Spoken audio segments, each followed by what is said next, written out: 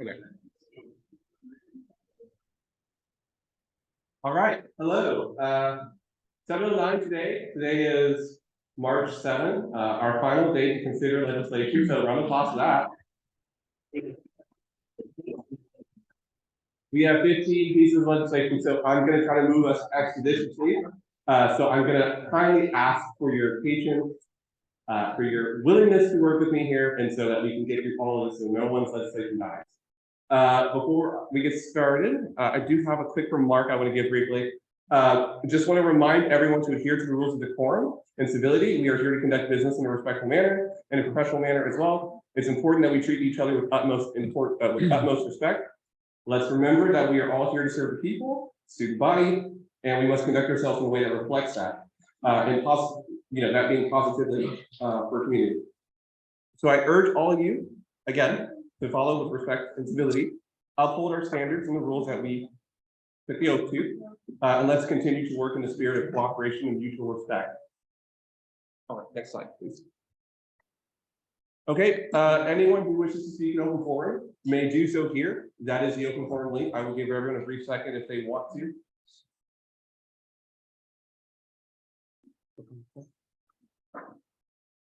Okay, we'll now do the land acknowledgement. We would like to acknowledge that your reading on indigenous land. Moreover, we would like to acknowledge and pay our respects to the traditional community of Montana, Okawa, Comanche, Apache, Alana, Kashana, Ikabu, and other Indian and indigenous people who serve them and part of the family territories, Texas, here on Little Island. We remember as well the struggle that is in the Navajo, Black, Asian, and other people who have freedom space within the conflicts of our land population. All right, thank you so much. First roll call. Go ahead and fill it out, please, if you're elected representative.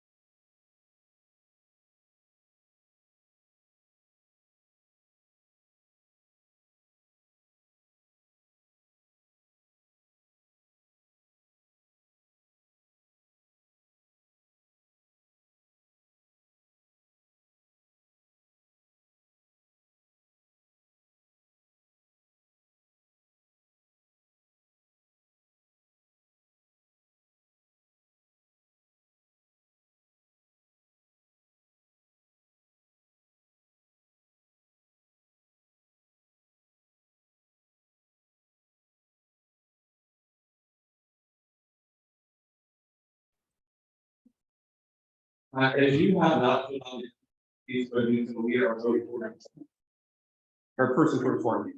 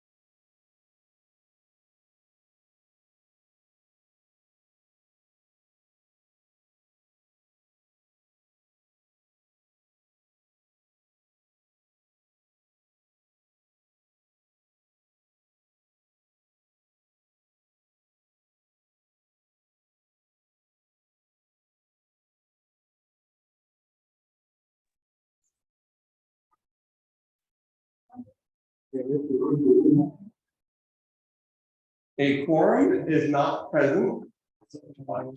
We are still 1 to 2 people short of quorum.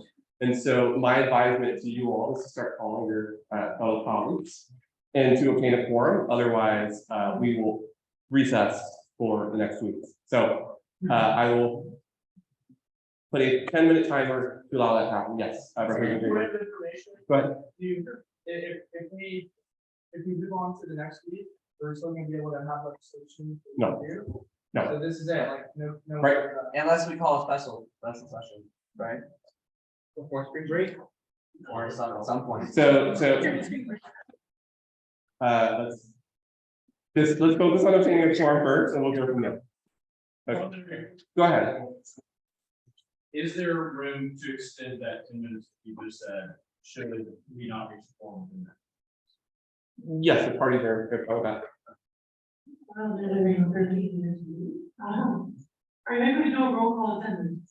Not this, like actual. I won't call attendance is going to change it. I mean, you can make a motion, but I count in my head, I count in person. And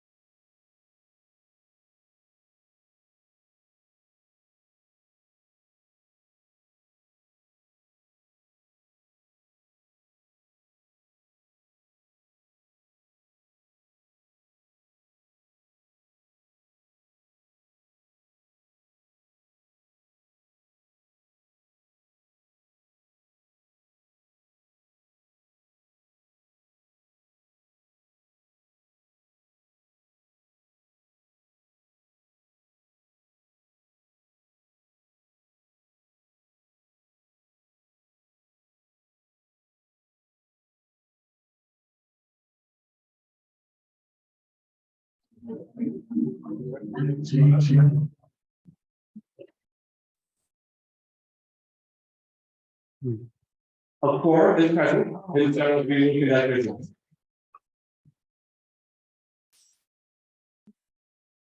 The chair recommends a motion to approve the February 28, 2023 minutes. Is there a second? Are there any objections? Object. There's an objection, okay. I would like to make the correction on it's toward the end of the minutes right before announcements that I did not say that. It says President Murphy, I'm confused why the item text is being disagreed. I did not say that, so I don't know why that's on. So I don't know how that.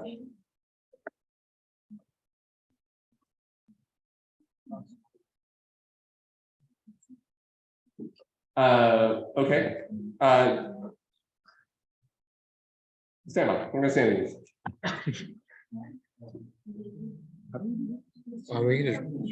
We just like pull up the video, right? If you really want to. We have to record it. Like we have to I know who said it. It was Greenberg. Oh yeah. Do we timestamp the minutes?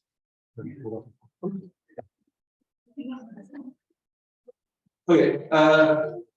So I remember from that last week meeting that indeed correct. Yes, that was not you who said that. That was Representative Greenberg. And so we can make that adjustment read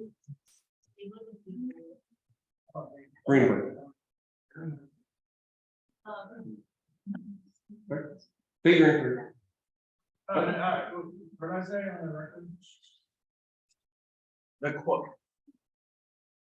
quote on the record is currently attributed to me is, "I am confused why the eyes of Texas is being disagreed."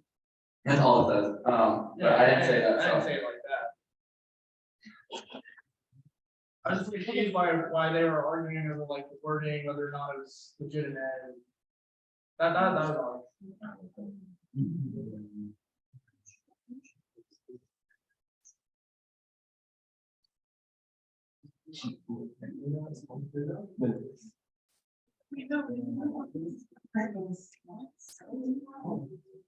I don't hear you, Marie. Stay away.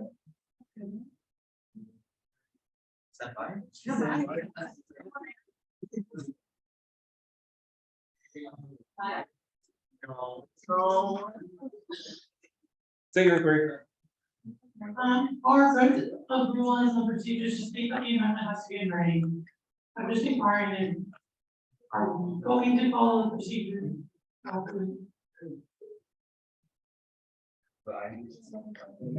does he care? Yeah, that's the other question. Okay, well, I can just write some.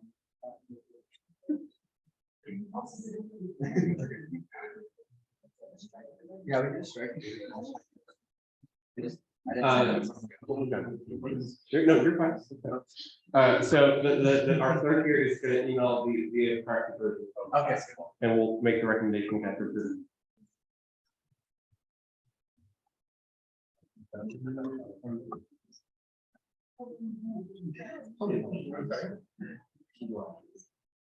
Okay, so the clerk is gonna email this to y'all, through SPR, through the email, that will show the corrected version, it will just replace, Leland with Greenberg, so. Okay. So we're gonna that before I can make the recommendation again. I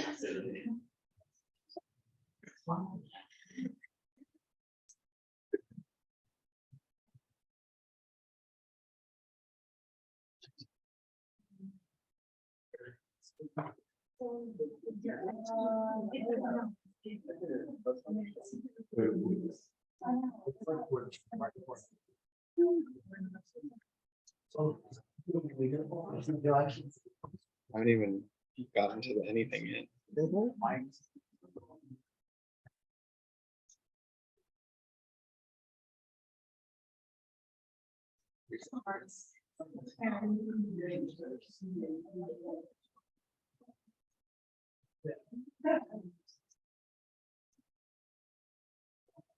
Have y'all received an email? Was it also sent out exactly the SGR? Just SPR. We have to launch them.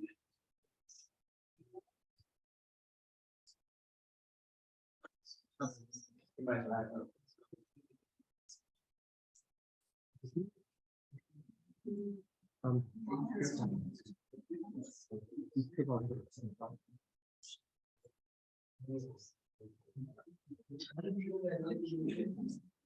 sorry.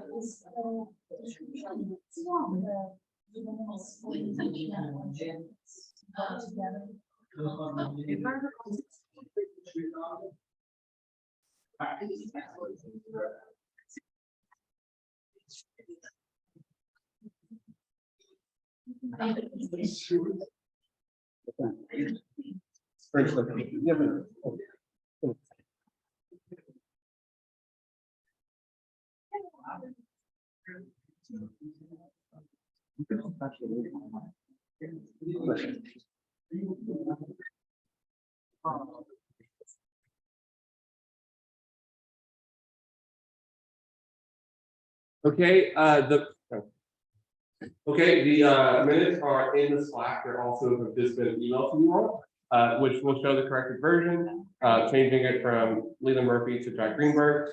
Again, the chair recommends to approve the amended February 28, 2023 minutes. Is there a second? Are there any objections? Objection. There is no objection. I don't think I said what it said I said. We just like get rid of it altogether. Is your amendment in writing?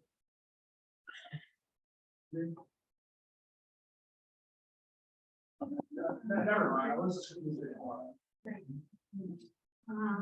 For the third time, the chair recommends to approve the February 28th, 2023 minutes. Is there a second? Are there any objections? Seeing none, minutes are approved.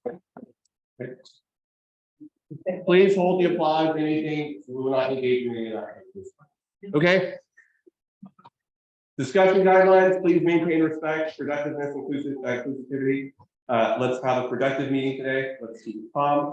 Let's get through all of this with the utmost speed and urgency. Okay, next slide, please. Okay, we'll now proceed with open forum.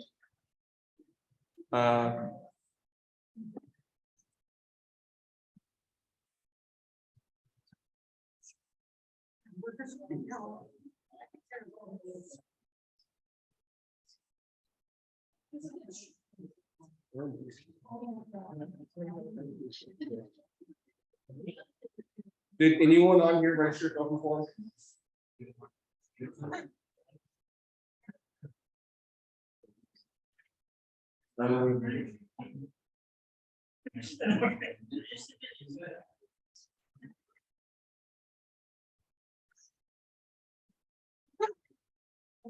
Representative Pena?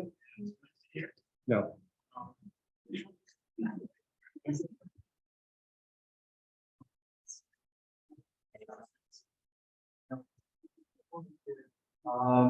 Okay, really quickly, tonight at midnight's deadline for public comment on the next part of the conversation.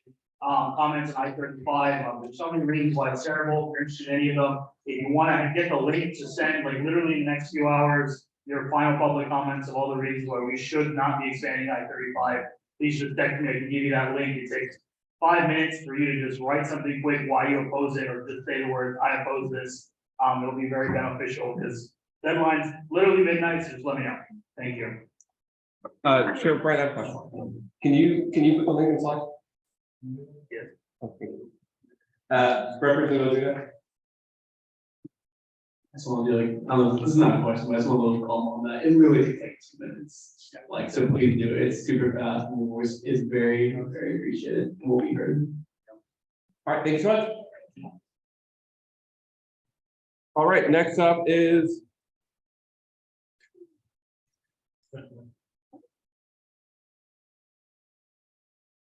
Representative Pustulis. You're ready.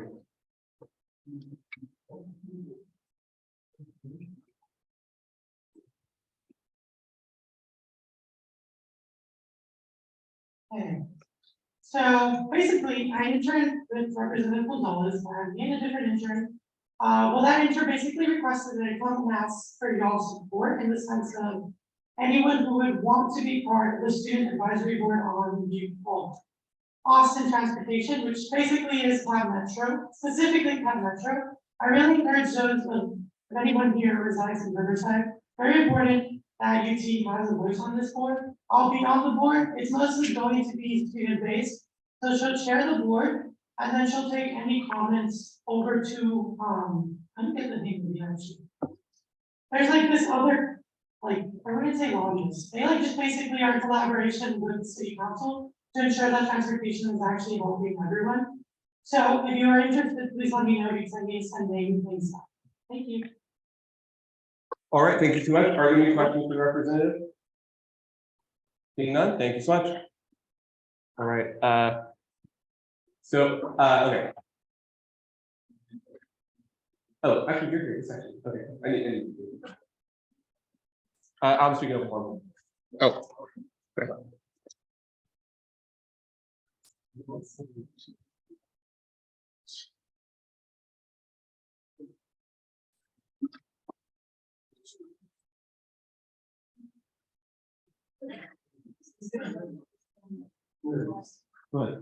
All right, I stand before you today to express my disappointment in the recent decision to overrule the ruling last week regarding Isaac, Texas. We have suspended any chance of referendum for the remainder of our term. I'm even more disappointed in this action, so we have this assembly to apply such action after overturning the ruling. As representatives of the student body, it is our duty to listen to the concerns of students and act on their behalf. We have failed to do so in this instance. The proposed date range was the only viable pathway that we could have done within our terms. Taking this resolution without any alternative solution is a disservice to students. I urge fellow representatives that are recently reelected and will be working in the 117 to provide the student body a referendum that was promised to them a year and a half ago. We should listen to the concerns of the student body and put them first and forget. Thank you.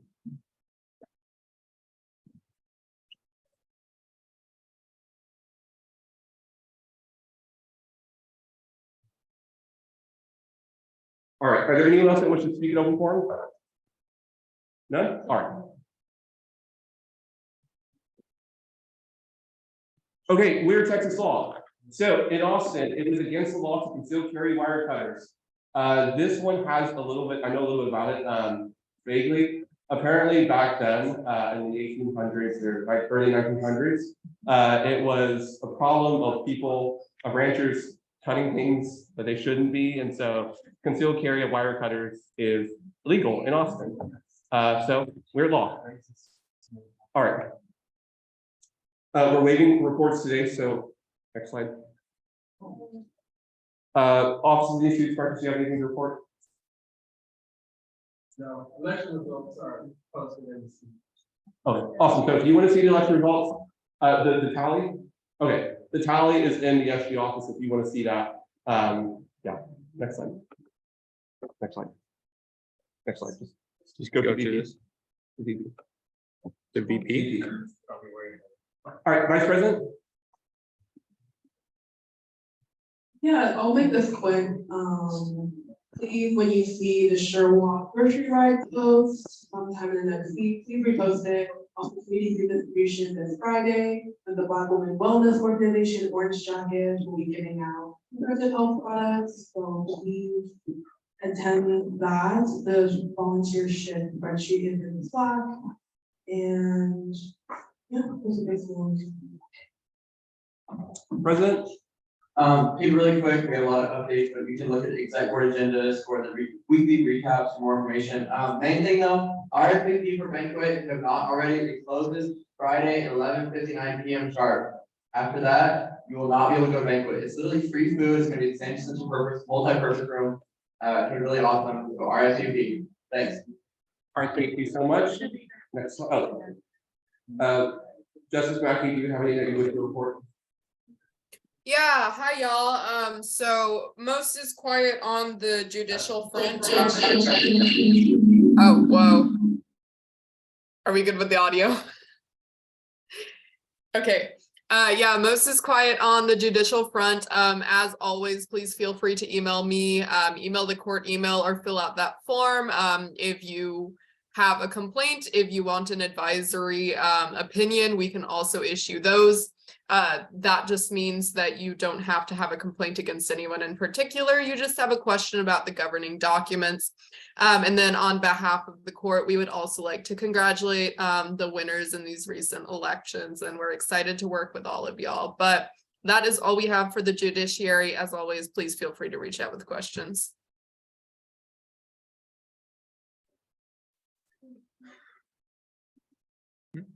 Were you muted? I'm unmuted now. Like, oh, okay. Okay.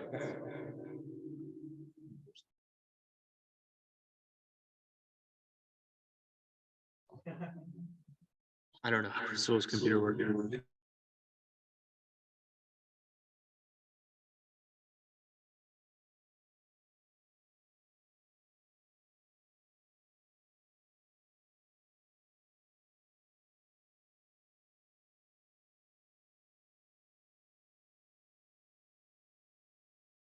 I unmuted. Okay, now we're good. Okay. Good. All right, awesome.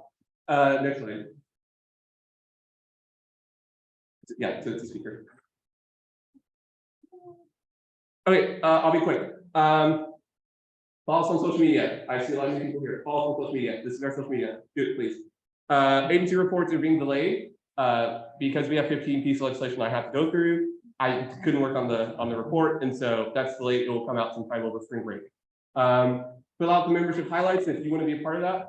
I'm going to show if you can put that link in the slide. The membership highlights, can you put that in the slide? Okay, awesome. So fill that out if you want to be highlighted. I think a few of you already have. We have 2 meetings left after today. 2 meetings. So next week, or when we come back after spring break, we will just be doing honorary things. So nice speeches, anything nice you want to say about someone in assembly, please do so. That'll be the time, and then we'll have 1 more meeting before we adjourn, sine die. Yeah, so final meeting, yeah. New member orientation, so all of the newly re-elected reps and all of the new reps, orientation, the training for reps will begin over spring break. Time will be set, Adrian and I are still working, finalizing that out, but that will be over spring break. If you are re-elected, you have to attend, you do not have a choice, you have to go. So yeah, congratulations to all of our re-elected representatives and staff.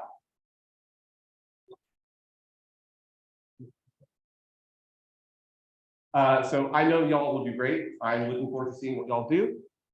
Reach out if you have any interest in running for speaker or running for a committee chair. If you have any interest of what that responsibility entails, what that entails, what the job duties are, reach out to me. I'd be more happy to give you some advice and give you, what the responsibility entails. And then lastly, have a great spring break after today. Next slide. All right, these are the reports, or reports. Please fill it out. If you want to shout someone out, please fill out the anonymous feedback if you have any anonymous feedback. Do you have any queries? Well, okay, in the microphone. I think this, the whole time I've been here, these grades of work always confusing. So if I fill this out now, are they shouted out today or next meeting? Yeah, sorry, next meeting. All right. Good. All right, next slide. All right, there are no general statements. Next slide. All right, first up is unfinished business. Next slide, please. We have AR22 in support of providing free Adobe Creative Cloud license for all students. The committee chair or the committee vice chair will provide a report of what the committee has done.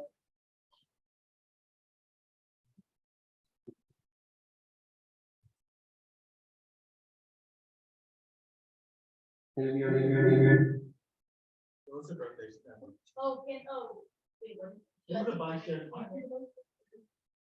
what? No, she got. I am, but I was. Can you speak more? Yeah, if you can just briefly tell us in 1 minute what the committee has done.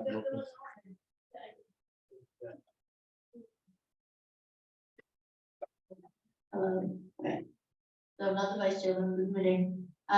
We discussed it, we talked about different, am I out of time? Okay. Discussed different follow-up actions that we can take with the legislation, but we decided that it's not necessarily an amendment that needs to be made, but more just like follow-up actions that need to be taken after the legislation. So, yeah, no. All right, thank you so much. We will now call up the authors and sponsors to come up to reintroduce their legislation.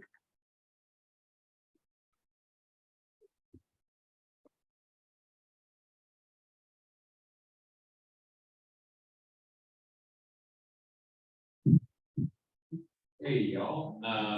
So just recapping from last week, this is a bill that encourages the university to prepare its students for the needs of the creative professions and to catch up with its peers, many of which are providing either the creative cloud already. Let me know if you have any questions, but I think this is a pretty direct bill. Just let's get this university where it needs to be when it comes to academic. Thank you so much. All right, we'll now enter Q&A. Are there any questions for the representative? Seeing none, Q&A has elapsed. I'll return the remainder of time, and the chair will entertain any motion. Representative Silas? Motion to pass by unanimous. I move to the previous question by unanimous. Motion to move the previous question by unanimous consent. Is there a second? Second. Any objections? Seeing none, okay. Okay, Representative Guzman?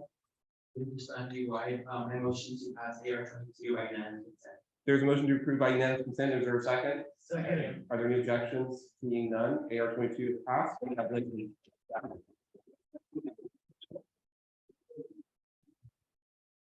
All right, next up is new business. Next slide.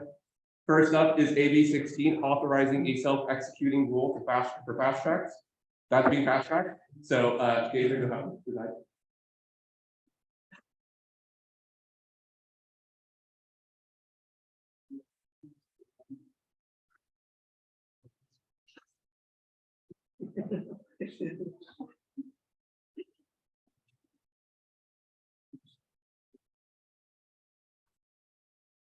Oopsie.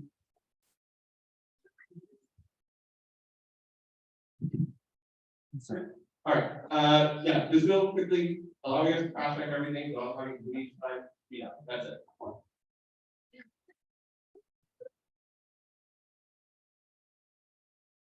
Just to clarify, that's supposed to be on the fast track. Wait, what? I'm sorry. Just to clarify, that's supposed to be on the fast track, correct?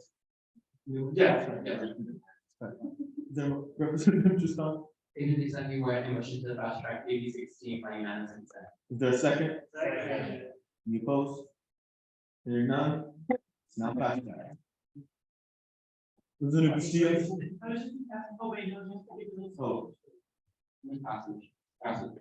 Right. Representative Castillo? Motion to move to the previous question on AB 16.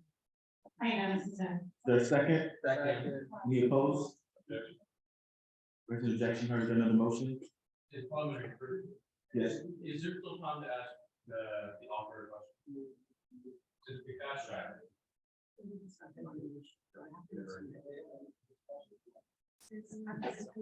Yeah, can you rescind your motion?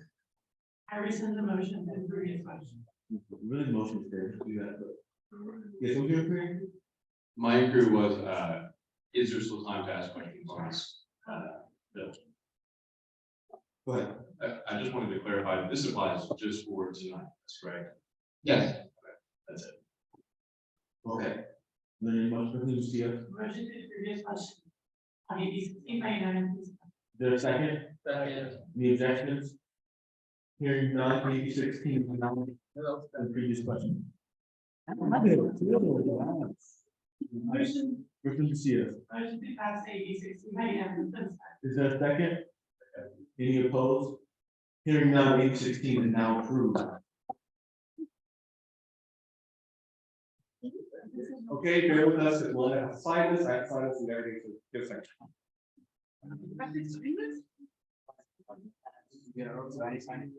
No. It's internal. Your name is not on this.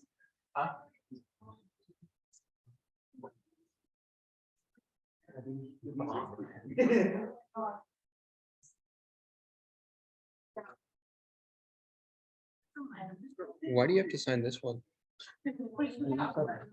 I think I'm sorry, but I usually do it like. Oh,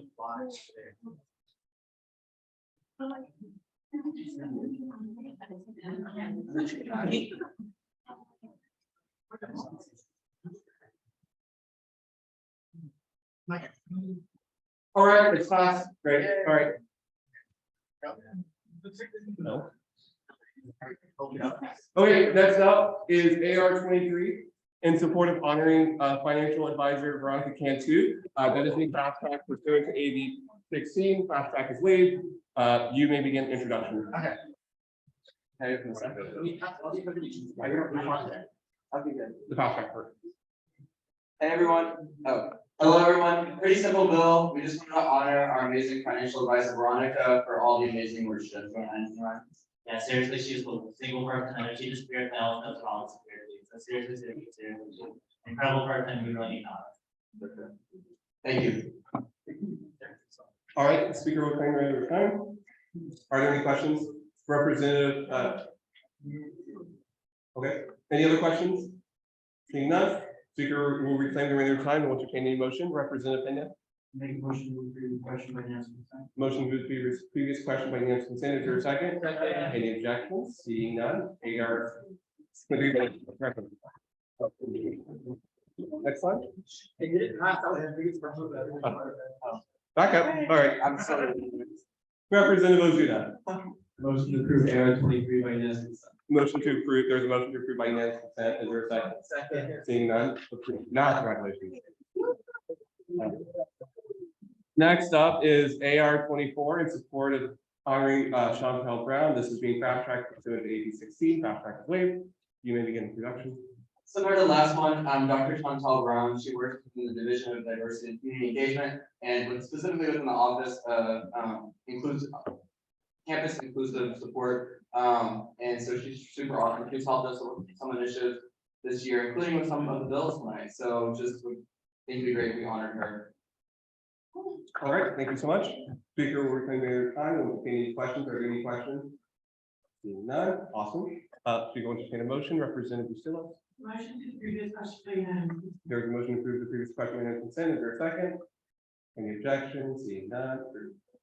Okay, Representative. Motion to approve AR 24 by unanimous consent. There's a motion to approve the motion by unanimous consent. Is there a second? Second. Any objections? Yes. There's no objection. Are you objecting? Yes. Okay, there is no objection. Representative Bradley, Parliamentary brief. go ahead.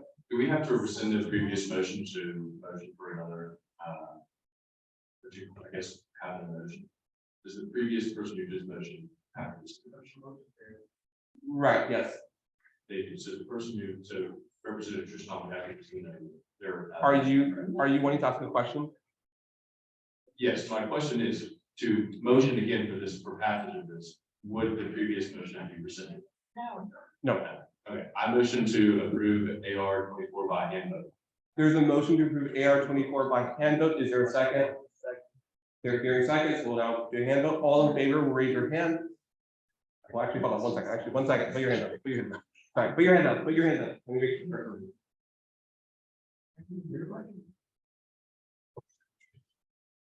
Okay. 1 moment.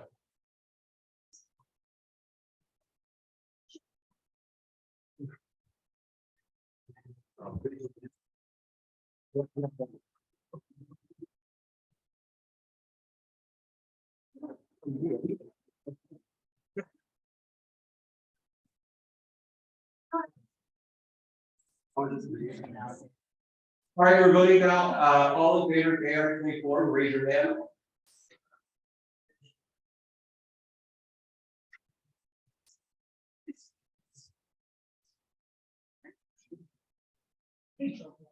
Those on Zoom, raise your hand, please.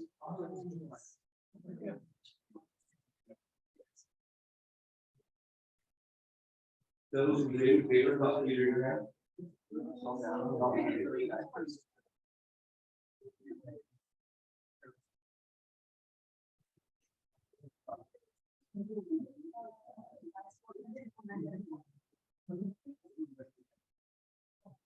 Okay, okay, raise your hands if your hands are up. Okay, those opposing AR 24, please raise your hand.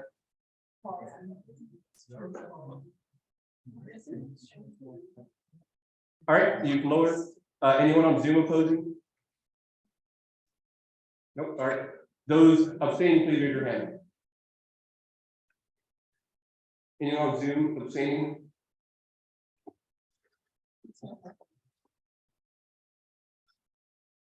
Okay, by a vote of 19 yeses, 0 no's, 1 abstention, AR 24 is passed. Congratulations.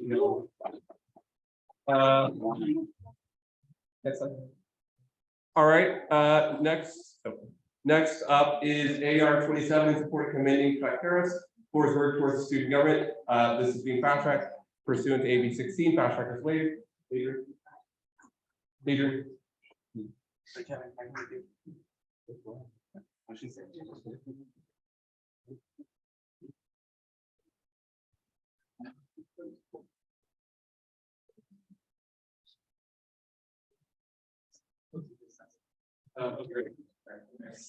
Yeah, so I guess the person who's helped us so much, probably.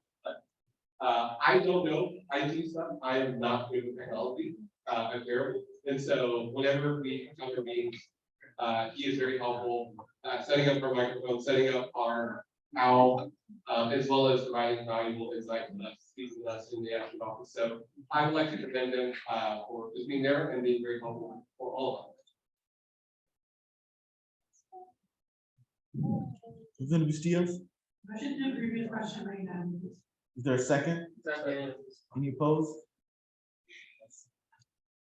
I'm just, Oh. that's Seeing none, it has now been previous question. Representative Charles, I was prepared for myself, yes. is there a second? Second. Any opposed? Seeing none, AR 27 is now approved.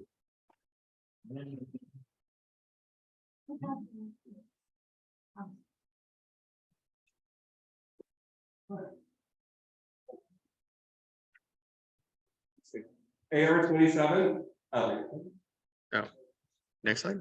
yeah, AR 28 in support of committing Marcus Mays for his work for student government, is being fast tracked pursuant to 16. Fast track, please. Big slide.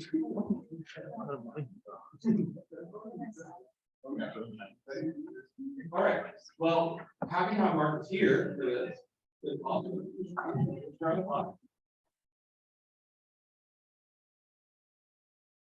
So recently, before Marcus was here, we had Dave, I forgot his last name, but yeah, Dave Sauer. And so Marcus came in, I think around April, towards the end of April. Yeah, but since then, Marcus has been so helpful with a lot of our government reforms that we have brought in the governing documents. I've been in meetings with him countless times over that result, and so I want to thank him for being there and being supportive throughout the process. And then one other quick thing, this Friday actually is Marcus's birthday, so happy birthday, Marcus.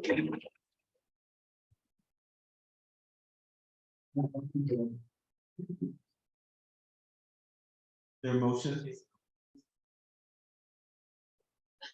Representative Toussaint, If you just that, if you just that, you go ahead, I move to the request right now. is there a second? Any opposed? Hearing none, AR 28 is now been previous question. Representative,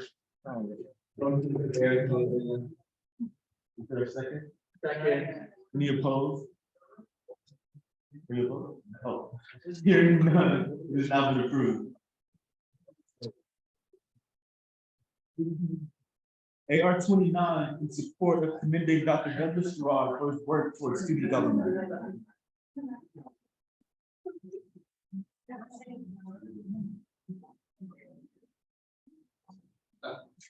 Hi, everyone, again. So same thing with Marcus, Dr. Gerard has been so helpful with every document. I remember when I was first on speaker, we had a meeting with Leland, Isabel, Dean Lilly, Dr. Gerard, I think Marcus. Yeah, okay. It was a year ago, but Dr. Gerard, like Marcus, is so helpful with every document. We have given both like 30 pages worth of reforms, and we have through many going through them and trying to get them implemented. Dealing with the new governing documents that have come in, they have been so helpful, and so I want to also thank Dr. Gerard for his services and work for student government. Second, everything Kevin said. Move passes. Representative Ozuna, I motion to approve both right now. is there a second? Second. Any opposed? Hearing none, AR 29 is now previous question. Representative Bustillos, Motion to pass AR 29 right now. is there a second? Any opposed? Hearing none, AR 29 is now approved.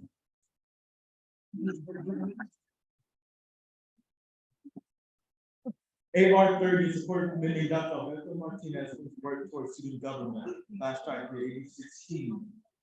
All right.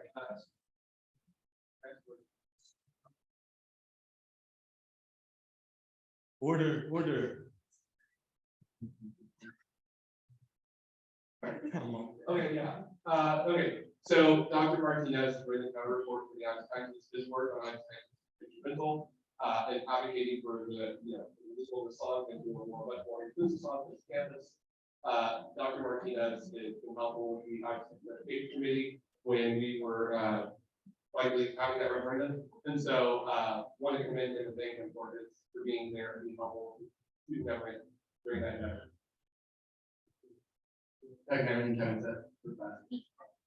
Representative Castillo, Motion to the previous question, made and is there a second? Any opposed? Hearing none, AR 30 is now repeat this question. Representative Ozuna, Motion to approve AR 30. is there a second? Any opposed? There's an objection. Representative Tristan, Adrian, I move to pass AR 30 by a hand vote. is there a second? All right, all in favor, please raise your hand. And on Zoom too.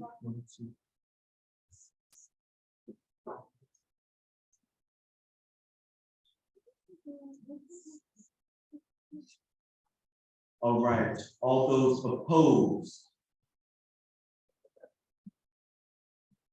All right, those abstaining?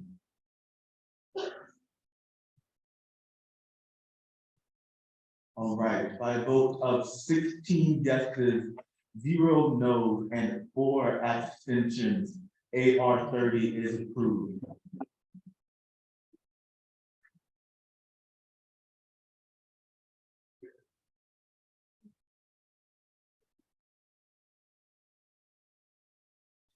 All right, next up is AR 26.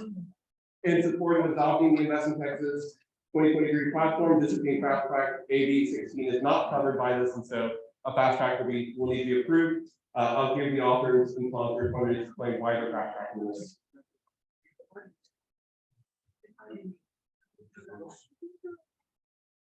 Yeah, over. So we're looking for start for this so that we can start planning the investment Texas event, so we can all go to the legislature as soon as possible, and then also so that it can pass. Okay. All right, are there any questions regarding the fast track? So the building of life that goes fast. Okay, are there, so no questions? Representative Whittington? Representative Williamson Cola, why did you wait until the assembly to pass the SG resolution? So the Senate version just passed our last assembly, so we were waiting for that one to be able to, the councils would approve that as well. And you're an LIC, so you know how all that process works. So yeah, so that one was just passed our last. So it's also getting passed through GSA in their assembly tomorrow. All right, any other questions about the fast track? Seeing none, the chair will entertain the motion.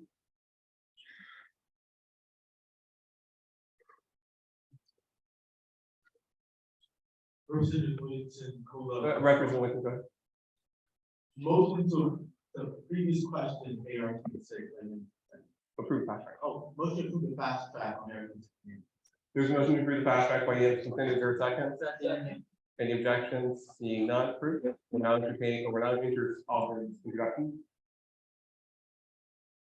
Okay, really quick to go over the legislative priorities outlined here. I'm gonna read them out. And then also the support for one of the Senate priorities. So under the Investment Texas SG platform, there's equitable food accessibility, disability rights, housing affordability, voter rights, reproductive health care accessibility, mental health care accessibility, workers' rights, and protections for LGBTQ+ students. We're also supporting the Senate priority of protecting critical race theory, DEI programming, and infants. Yeah, and just to clarify, the Senate version of this resolution, which was introduced in our assembly, has all of these. But student government covers more things like food insecurity, things like that. But we encompass all of that plus our grid studies, gender, race, age, disability, and sexuality studies. So yeah, if you have any questions regarding like the buckets and what that will comprise of, please let me know.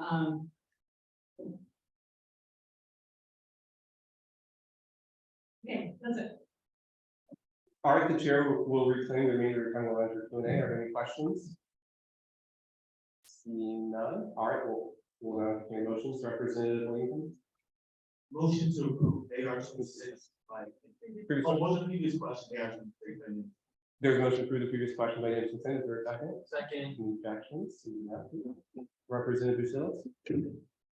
Motion to pass AR 26 by hand. There's a motion to approve AR 26 by hand vote. Is there a second? Multiple seconds, all in favor will raise your hand.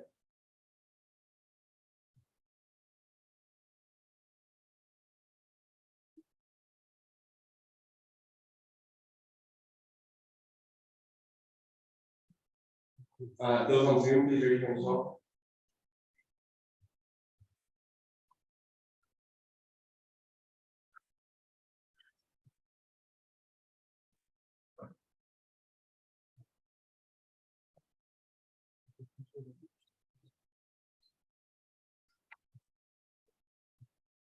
Okay, you can lower your hands. Okay.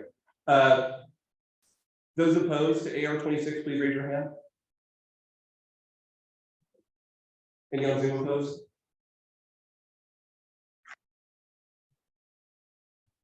Okay, you can lower. Any abstentions?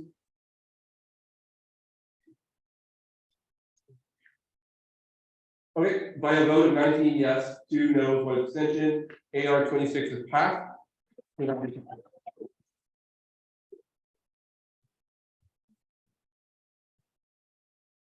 Okay, next up is AB 13, amending the governing documents to add a diversity, equity, and inclusion director on the student government executive board. This is being fast tracked. Fast track is not granted by AB 16, and so it will need to be approved. I'll give you 1 minute to explain why you're fast tracking. Yeah, so basically, since I've joined my role, one of our biggest priorities has been to try to increase diversity and inclusion in student government, but upon joining, it takes a while to really understand what 1 minute currently looks like in student government and what tangible ways that position would move it, because I'd actually started conversations on this a year ago, but that was around the time when we were first on our board, because I didn't really understand kind of dynamic and what responsibilities, but I think that after a year, I can understand our scope and what we can get to and what's legal, and that's why it would be introduced. Okay, speaker, we'll reclaim the remainder of time and we'll now take any questions on the fast track. Are there any questions regarding the fast track? None. Speaker will entertain the motion. Representative Tucson? Motion. It is just on UI motion to fast track AB 13 by hand vote. There is a motion to approve AB 13, to fast track AB 13 by hand vote. This requires 2/3. Those in favor of fast tracking this, please raise your hand.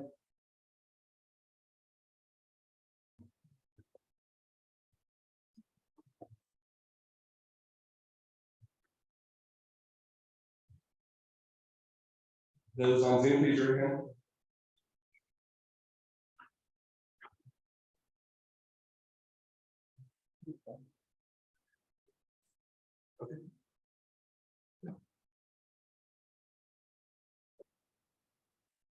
Okay, sorry.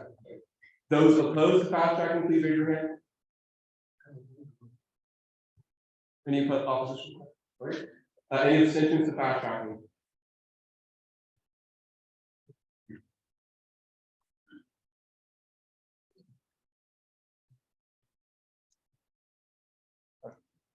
By a vote of 19 yes, 0 no's, 2 abstentions, the fast track is granted. We'll now do the introduction whenever you're ready. Yeah, so basically, after being a year in this position and kind of seeing how GI works in student government, there isn't really any institutionalized effort to really embed GI in student government. So as a result, it just depends on the priorities of people at the time. I think that we're seeing, especially with direct happening in the legislature, how important it is to really incorporate GI and multiple facets of student government. So for example, in executive branch, for instance, we already have an equity inclusion policy director and everything inclusion agency, but none of these roles are compensated, and the executive board position will allow this will be compensated. And given the fact that DI work requires a lot of emotional labor, similar to our executive board position, I think that it should sit on the board to really just ensure that there is someone, a point person for student government that's making sure it's happening at all levels. So that's why I'm I was gonna also add, second all that, and this obviously would not apply for our administration, since we're based out of here, but we're really hoping for the next administration moving forward, this position would exist. Okay, the speaker will return the regular time, will not enter Q&A. Representative Kennedy, you have a question? I just had a question, how exactly can you explain how this, it'll be a type of six position, correct? Exactly, five plus this. Yeah, so basically currently in the documents, there isn't an active position, the inspector general that haven't really been filled.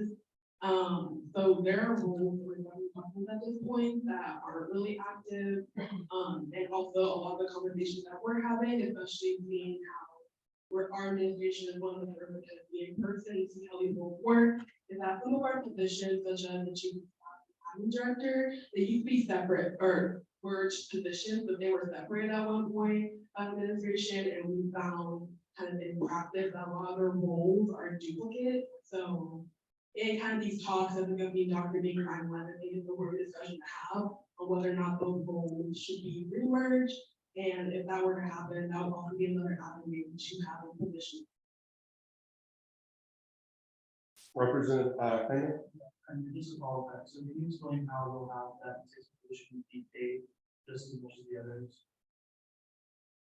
Yeah, so in talks as the governing doc aren't finalized at this point, like documents that we have are just working documents. I think that if this were to pass, then we would have a viable discussion to have with DOS on the current positions to make room for the position. So it could occur either with the merge of chief of staff or the admin director, or it could take the place of the church. Representative Bustillos?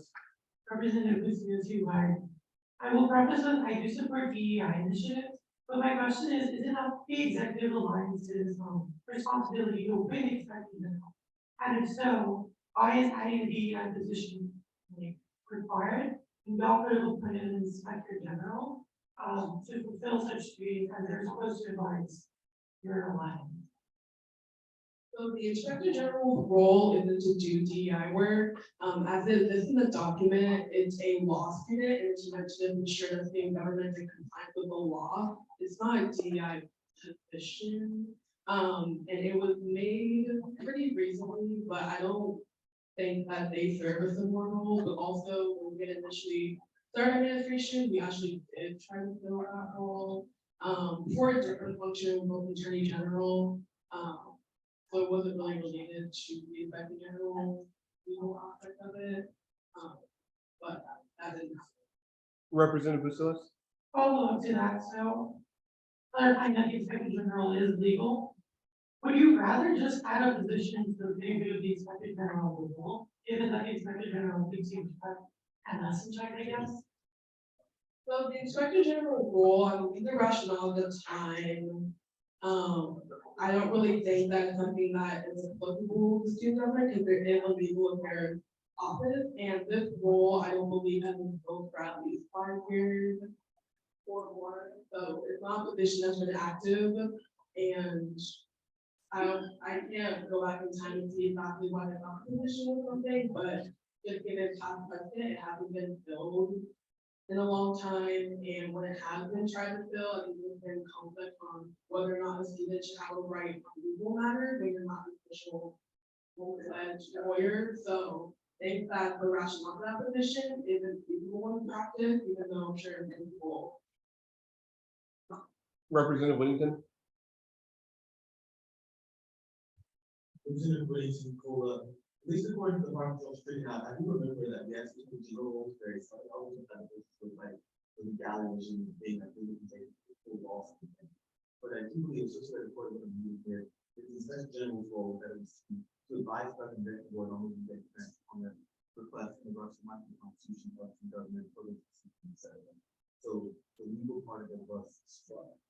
It was the inspector general was to but that's another voting question. So my actual question was, y'all have this section about say that all the ones that we had record ones have to be funded here to protect the agency, UTSA agency, to include agency or the office, the GSC or the agency.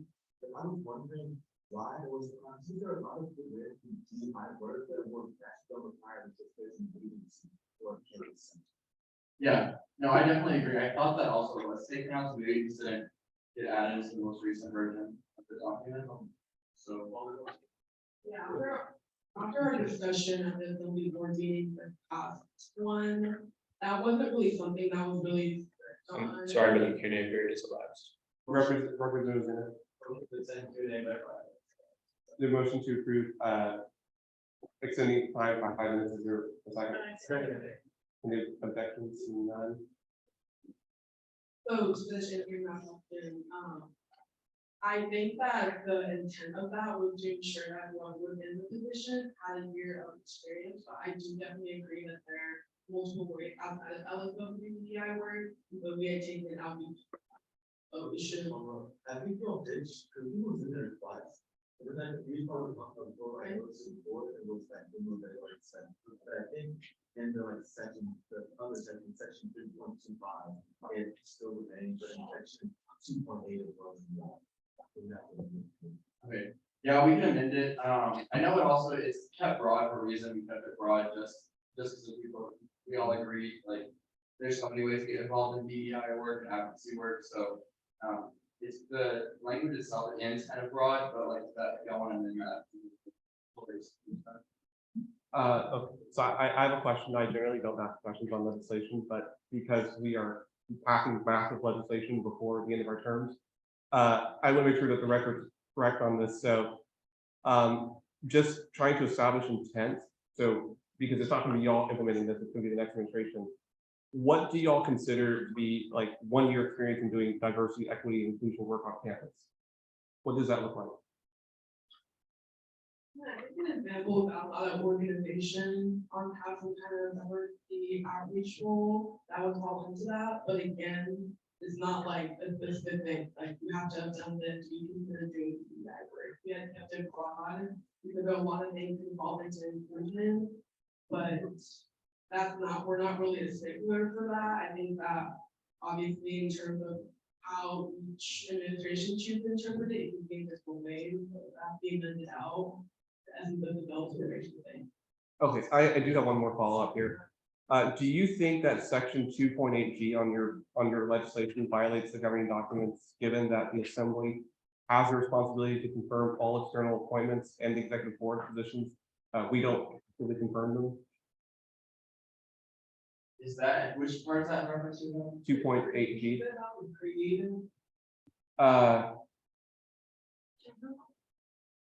I don't have it in front of me, but basically it was referring to the part that was talking about that the DEI director would be serving on all these external committees, and that's the job of the assembly to appoint and approve those people. But if this person is going to be on those committees, that essentially waives that.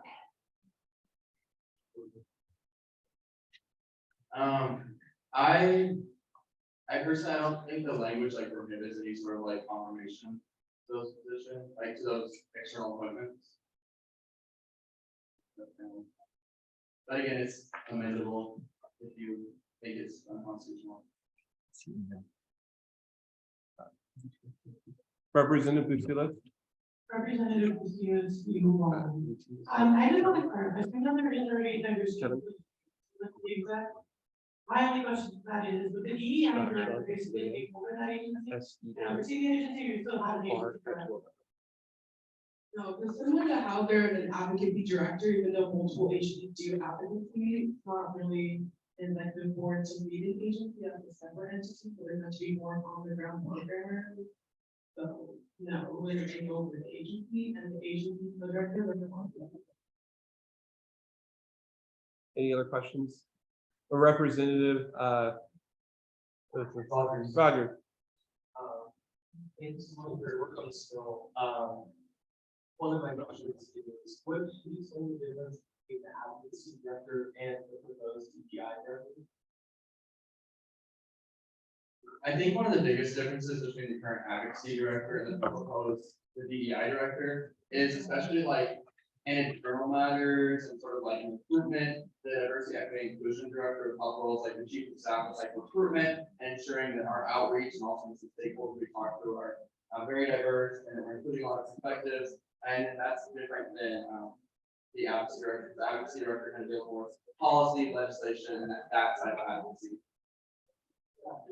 Oh, sorry, I do have one more. Go ahead. My second question is, like, considering the recent news about state agencies being promoted in DEI, do y'all think that it's better to consolidate DEI in one office that would be departed? Versus doing those jobs with other agencies inherently or with other offices? I'm sorry, but the Q&A time is last. Representative Miyahara, there's a motion to extend Q&A by 5 minutes by unanimous consent. Is there a second?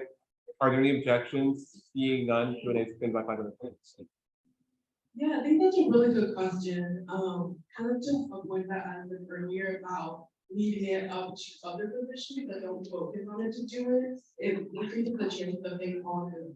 So I think that the ideal for ensuring that DEI happening is for it to be embedded on multiple levels and not just one. So I think that part of what we have this whole doing is ensuring that's happening in other areas of the government. And I think that in this over position, when you're having to balance a lot of different things, it's easy to let things like outreach and get that you can do the practice more easily. When you have someone focusing on it, they can be that important to ensure that. So ideally, every like board position should be doing it. I know that we pride ourselves on doing it, but there's nothing really institutionalized to say that future is that board will focus on it and we'll get to that. Any other questions? I do have a question myself. So I guess in this bill, you are, I guess, adding it, or not adding, but replacing a position with another one. Currently, the inspector general role is not a paid role. And so have you spoken with DOS to start that process of getting this role paid? And if so, what would that pay be? Yeah, we brought it up in the DOS meeting, and I know that's something that people, especially since the executive board, have always been looking out for it. Like, for example, the UTSG external finance director advocacy role was made like 7 years ago. So it's not really something that's a set in stone. I think that was something as important as this, given the fact that it's not institutional and all our documents at this point. I think that it's a valid argument and one we've already started. And follow, how much would it pay? It'd be equivalent to the other executive board roles, and again, as since the documents are finalized, would look into how roles like the chief of staff and admin director are certain other functions. It'd be more efficient to have the roles re-merged as they were merged at one point to make room for the position. I think that's something that is viable to really again our documents aren't that into that point. Are there any other questions? Seeing none, the speaker will reclaim the remainder. Motion to recess for 5 minutes. There's a motion to recess for 5 minutes by unanimous consent. Is there a second? Are there any objections? Seeing none, we're standing recess for 5 minutes.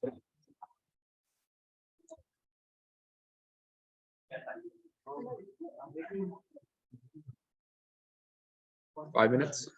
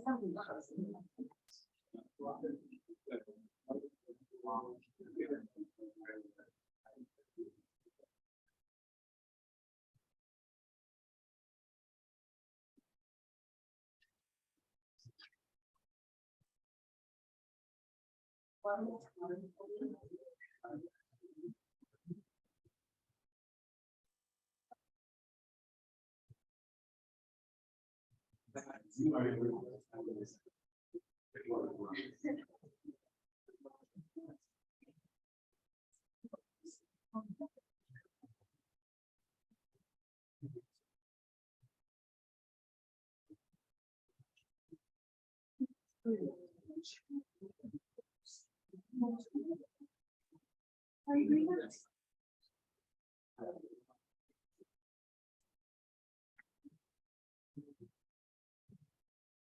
Living felony. Yes.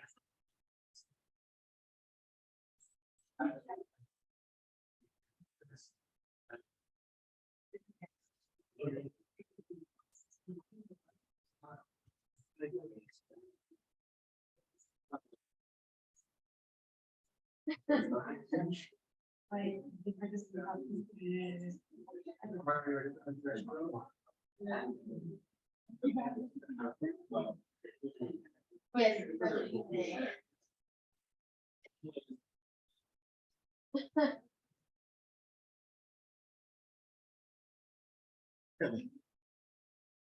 What do you think of it? I added the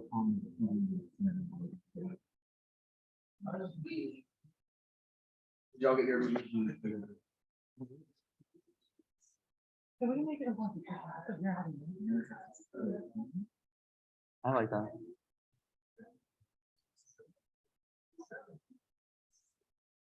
Well, I mean, no. I don't think.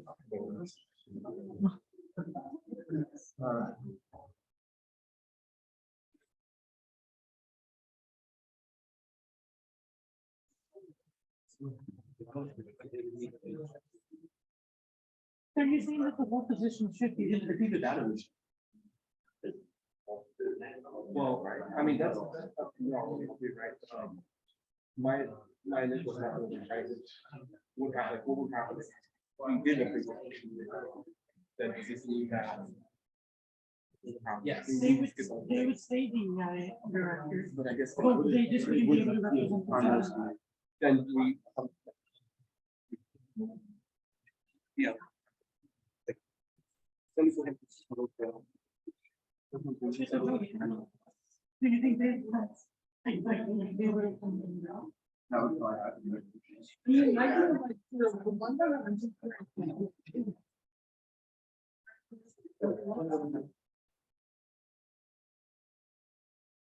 No. Yeah.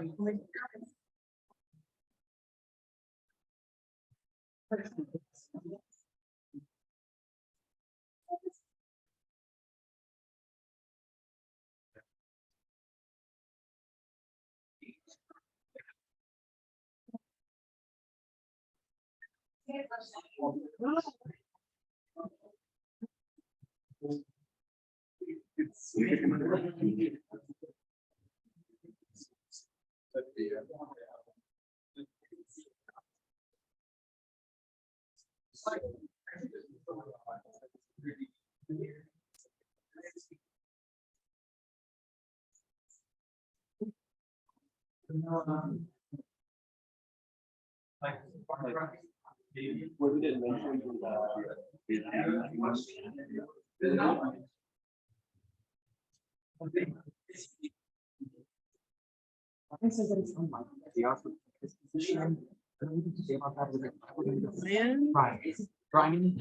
Brian talked to Brian.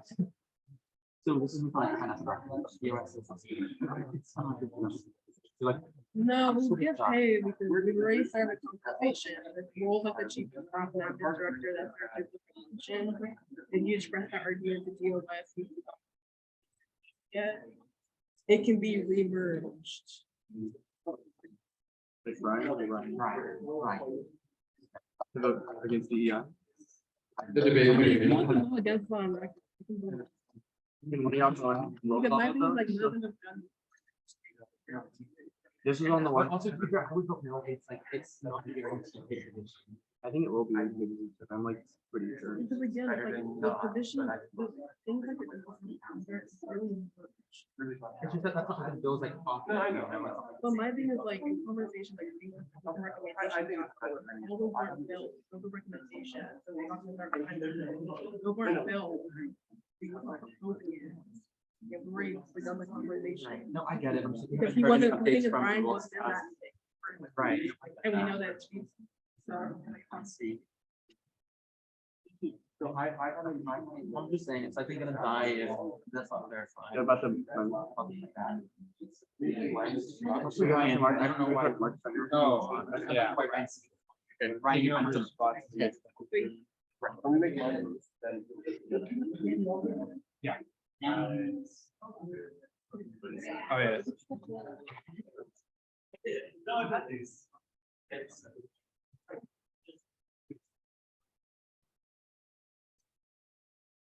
We'll come back. The recess period has elapsed. I believe there was an amendment at the desk.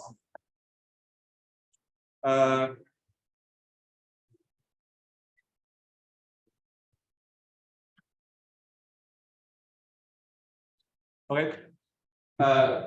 So the chair is bringing up, well, I have an amendment, I'm going to post it in the Slack here shortly, but I'm laying out amendment number 1. This just simply clarifies.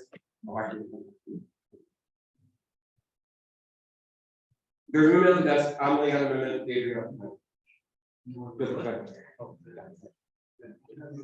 I can't lay it out for you.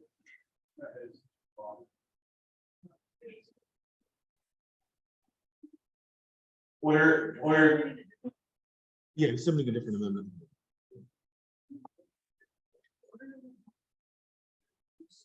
You drop your amendment in the slide.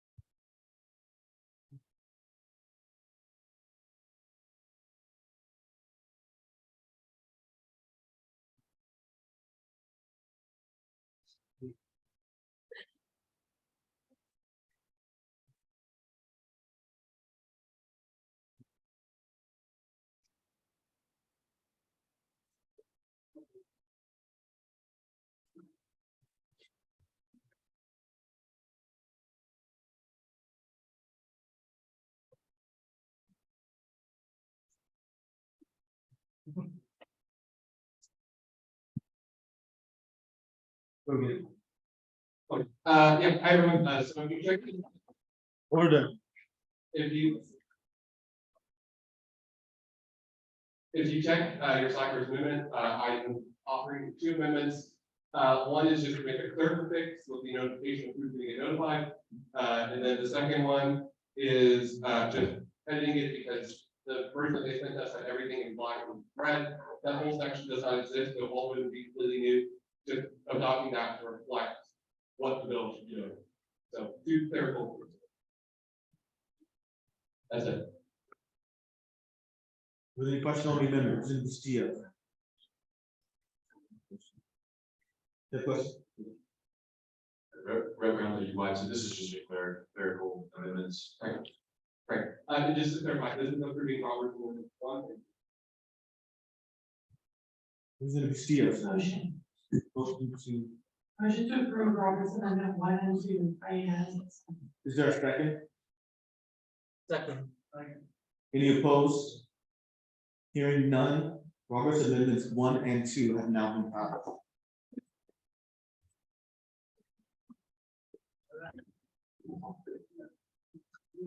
The chair will entertain any motions. Representative Bucilos. Representative, Is it you want to? You know them right now. Can you also put in Slack?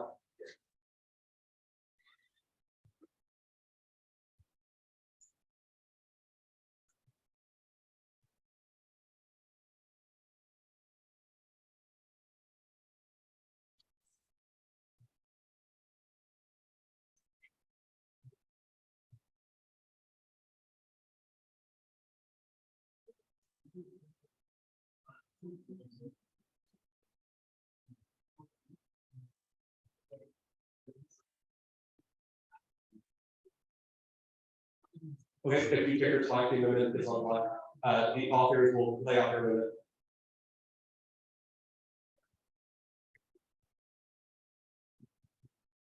Ready? Yeah, whenever you're ready. Okay, so there are 2 main things for the proposed amendment. One of which is editing the part of requiring to be a part of in the chief Christian lines, a condition, yada yada. of the agencies and I think also sort of cited two centers, the GIS and UC. The bill at first requires them to be a part of one of those things when they become the director first, for at least a year. But I believe there are a lot of ways to do a lot of important DI related work that exists outside of student government spaces. I think that's what experience can be beneficial for students. And we as well like talk about this on Sunday in a school board meeting, and they changed it in one part of legislation, but in the second part of legislation, they did not update on somebody updating that part to reflect that. And then in addition to that, we are calling for changes in section 3.25 and section 2.8, which would basically say that the only way that they can be representatives of student government in external spaces would be by the approval of the assembly. And then of course, we also had a part that says that if the vote were to fail, that they shall present the motion in external policy, that this body also wants to approve. That's just because of the fact that like, it would be unconstitutional if we just send someone externally without us approving them. So essentially, we're just like fixing it to ensure there's some sort of approval over them representing student as a whole, the things that would be essentially unconstitutional. And we're also changing to that students who are grassroots organizers may not have had a chance to organize outside student government, outside the GSC and MSC, also have a chance to take this session. All right, we'll now do Q&A on the amendments. Are there any questions on the amendment? Seeing none, speaker will remainder time will entertain a motion. Representative Tucson? Motion to approve the Bustillo-Bridgeton amendment by unanimous consent. There's a motion to approve the amendment by unanimous consent. Is there a second? Are there any objections? Seeing none, the amendment is approved. I lay out one more amendment.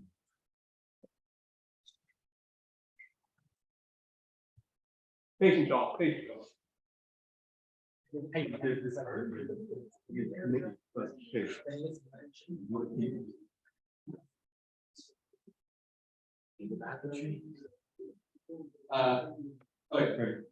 the third amendment is just a clerical fix again, to change the section 5 of the effective date, to strike it out, to strike out section 6 notification, and to insert a section 5 notification that follows typical notifications like every other bill rather than what's currently there. I think it should be in a single thing like when it's like so.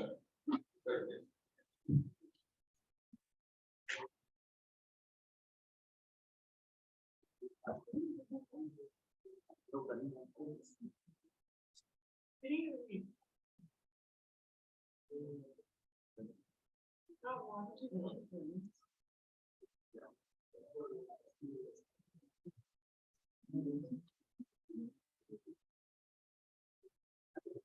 Was it right? Ready?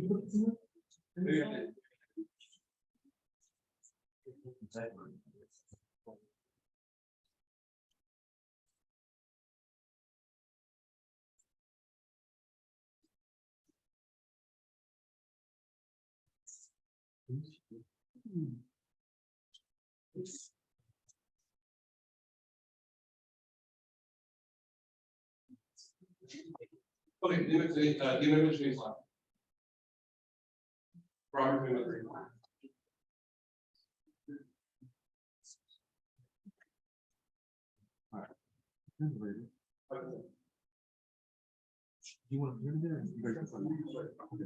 Are there any questions regarding?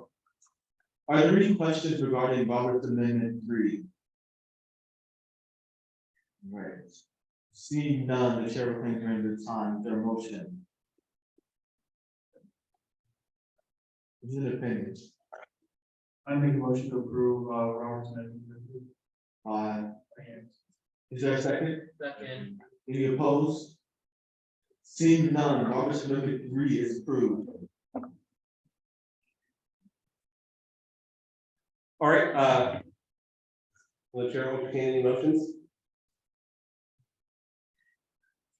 Representative Tucson? I moved to the previous question by unanimous consent. There's a motion to move the previous question by unanimous consent. Is there a second? Second. All those, oh, yeah. Any objections? No objections, previous question. The chair will entertain a motion. Representative Whittington? Motion to approve AB 13 by a roll call vote. There is a roll call vote requested to approve AB 13. When the clerk is ready to start the call.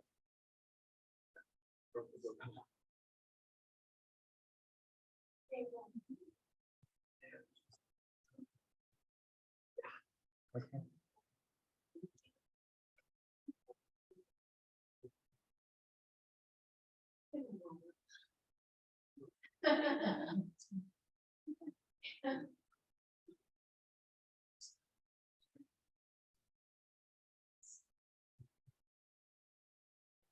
right, we're gonna call the roll. Haley. Politician. Andara. Victoria. Rama. No. Ms. Diaz. Yes. Kendrick. Bassett. Ethel. Daniel. Einstein. Yearman. Dedichu. Greenberg. Greenwald. Holland. Yes. Hayes. Hernandez. Bushy. Deal. Newmark. Luan.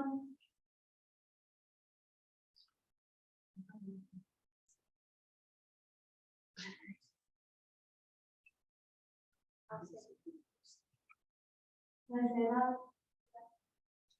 Deal. Liana. Ward. Lynn. Lizetta.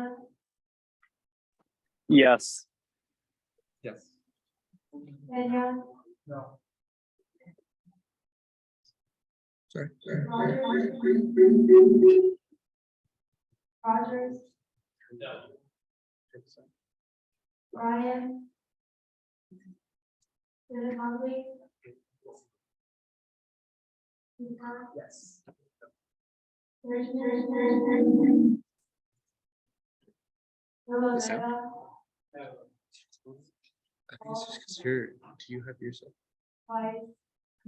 Nathan. Yes. No, I don't need it. So, Happy birthday.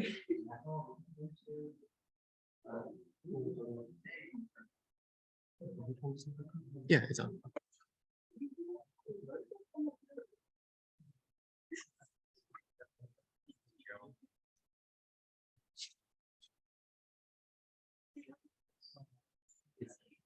I know, I don't think so.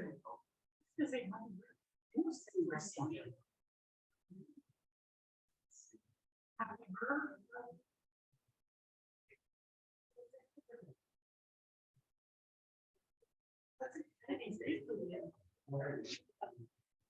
Okay, on this note, the yeses are 8, the noes are 8, there are 2 abstentions, this requires 2/3, this is not approved. So you're a quorum is, by tally not present, we can do a report one if you're pointing up. Are you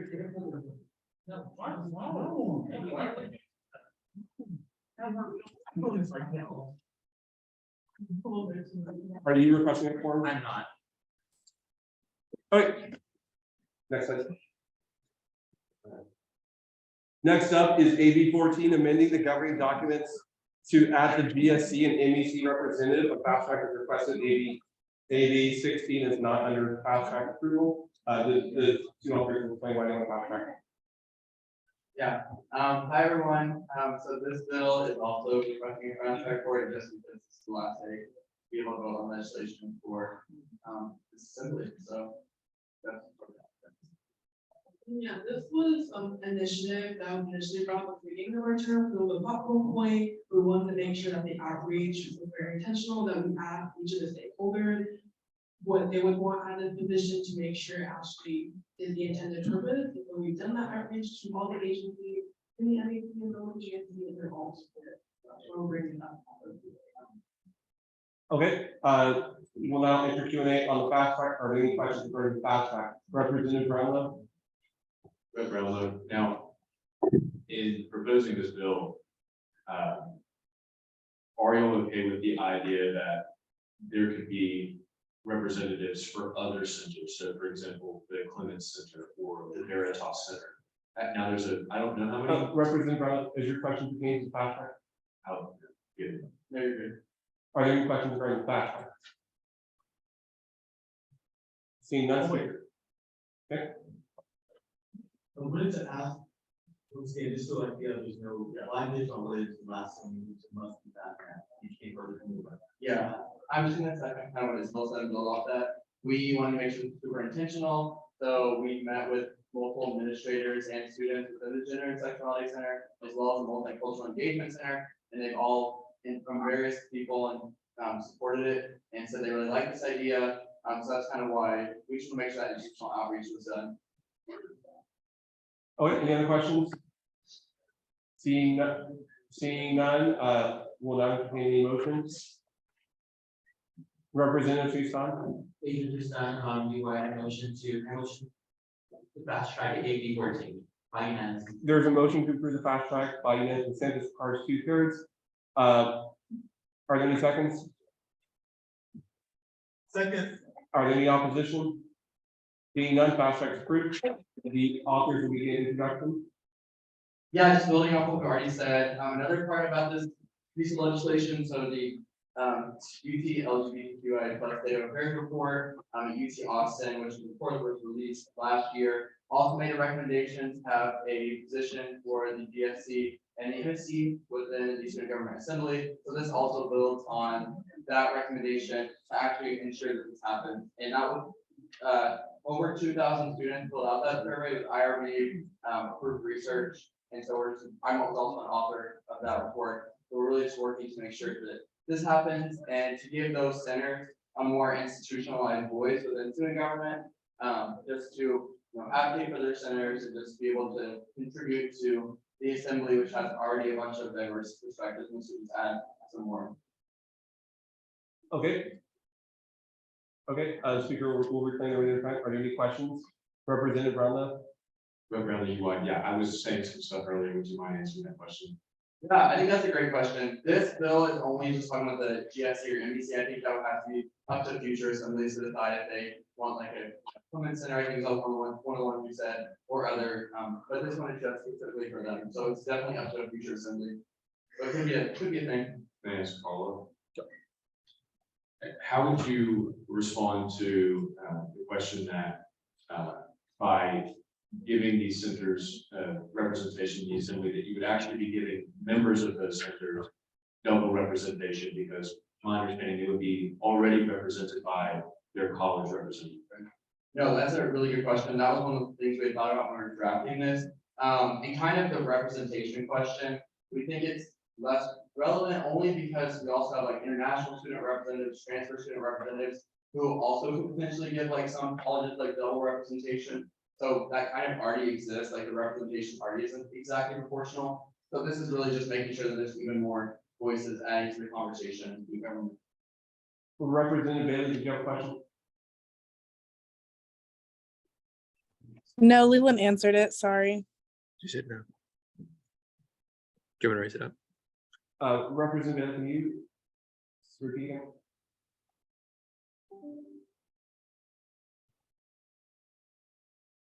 Yeah, I'm gonna take a few more questions. Any questions in person? Representative Yara? So I have a question about, I don't know if it's about the engagement center, and in section 4.17, it says that the representative shall be elected from the members. And so how do you become a member of the movement? Yeah, so similar to student government, how we have agency, the NEC has agency, five agency over the vast variety of identity, so Native American and Indigenous collective, African American collective, Latinx community affairs, Asian and Pacific Islander collective, they represent diversity of identities, and they have agencies, and so those agencies would be members, without we have agency members. Okay, Representative Hollenbeck? So then, this bill says that only Representative Hall, this bill says that only members of Multicultural Engagement Center agencies will be able to vote on, who's the student government representative. Yeah, that's a good question. So after a conversation that we had with Representative Whittington on Sunday, originally the language said internal election, and we like to strip that from the bill, so it's a broader election. Representative Greenberg, do you have questions? So I had a question. Can you speak more? Sorry, there we go. So I had a question on section 4.16 with the gender and sexuality center representative. Says that the one representative shall be elected from members of the center, and then the representative is elected by members of the gender and sexuality student leadership board. So I'm wondering, because Multicultural Engagement Center, they don't have a leadership board. How many people are on the leadership board of the gender and sexuality center? And I just don't really understand that kind of process there. Yeah, that's a great question. I believe it's somewhere between like 12 to 20 people on the leadership board, but again, the election, we took out the part about internal, so we opened it up, so it would just be a general election. Did that answer your question? Or that was that confusing? Just to follow up. Yeah. So the representative will not be elected, you do not have to be on the leadership board to run, and also it's not only the leadership board that is elected. Okay. Because we took out the internal. It originally said internal election, we took out internal. Okay, because I still see it here in the document. Okay. Representative Bailey, did you have a question? Yeah, I'm wondering what this election process looks like and how you like envision it occurring, because to my understanding, I don't think that you could limit the number of people that are represented by and actively use the GSC and MEC.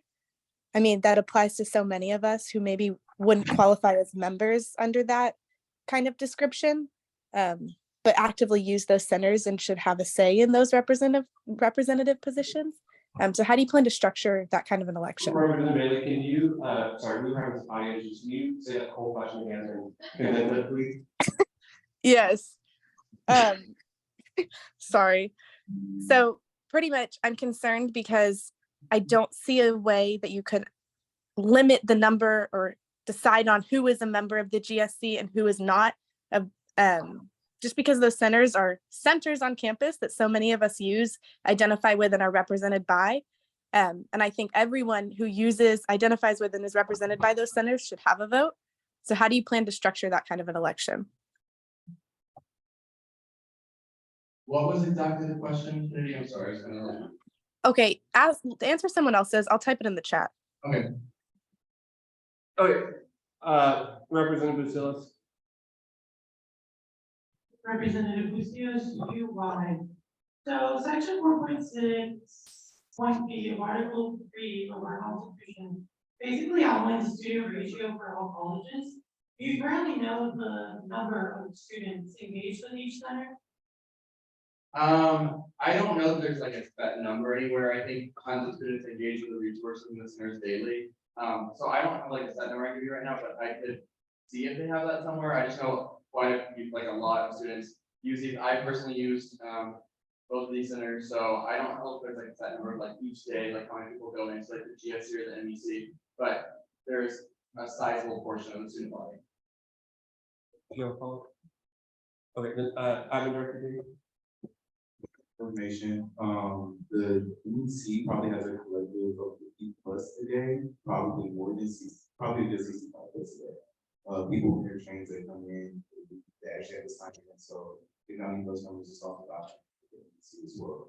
Those exact numbers for the traffic that they do today. That's it. The time has elapsed. Is there any motion on the floor? Representative Basilis? There's a motion. There's a motion to extend Q&A by 5 minutes by unanimous consent. Is there a second? Are there any objections? Seeing none, it's extended by 5 minutes. Representative Hallback? Representative Hall, earlier you mentioned opening up the Multicultural Engagement Center elections more generally. Can you explain what you envision by that? Yeah, again, similar like how international or transfer student representatives work. ideally you have people who are current members, even though there's not like a set member list of those, centers come, and run those positions, but the election itself be open to any student, because theoretically any student can use those centers. Could you be able to? Who do you envision the voting member being? Like the people who vote in the election, The people who vote for the Met rep. it'd be a general election, so student body-wide. So it's a student.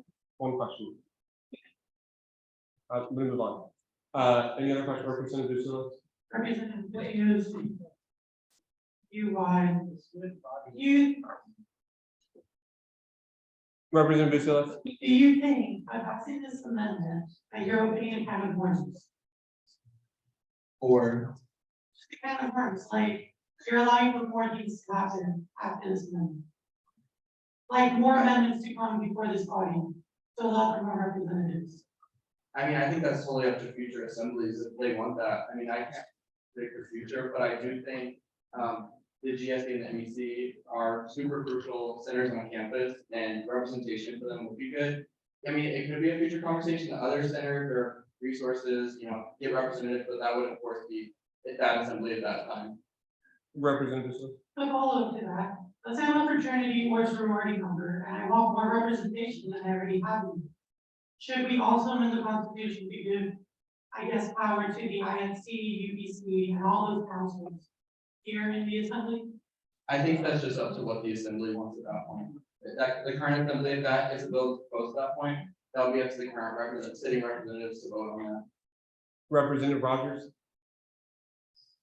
Representative Rogers, CNS, was the representative for the disability laws ever considered?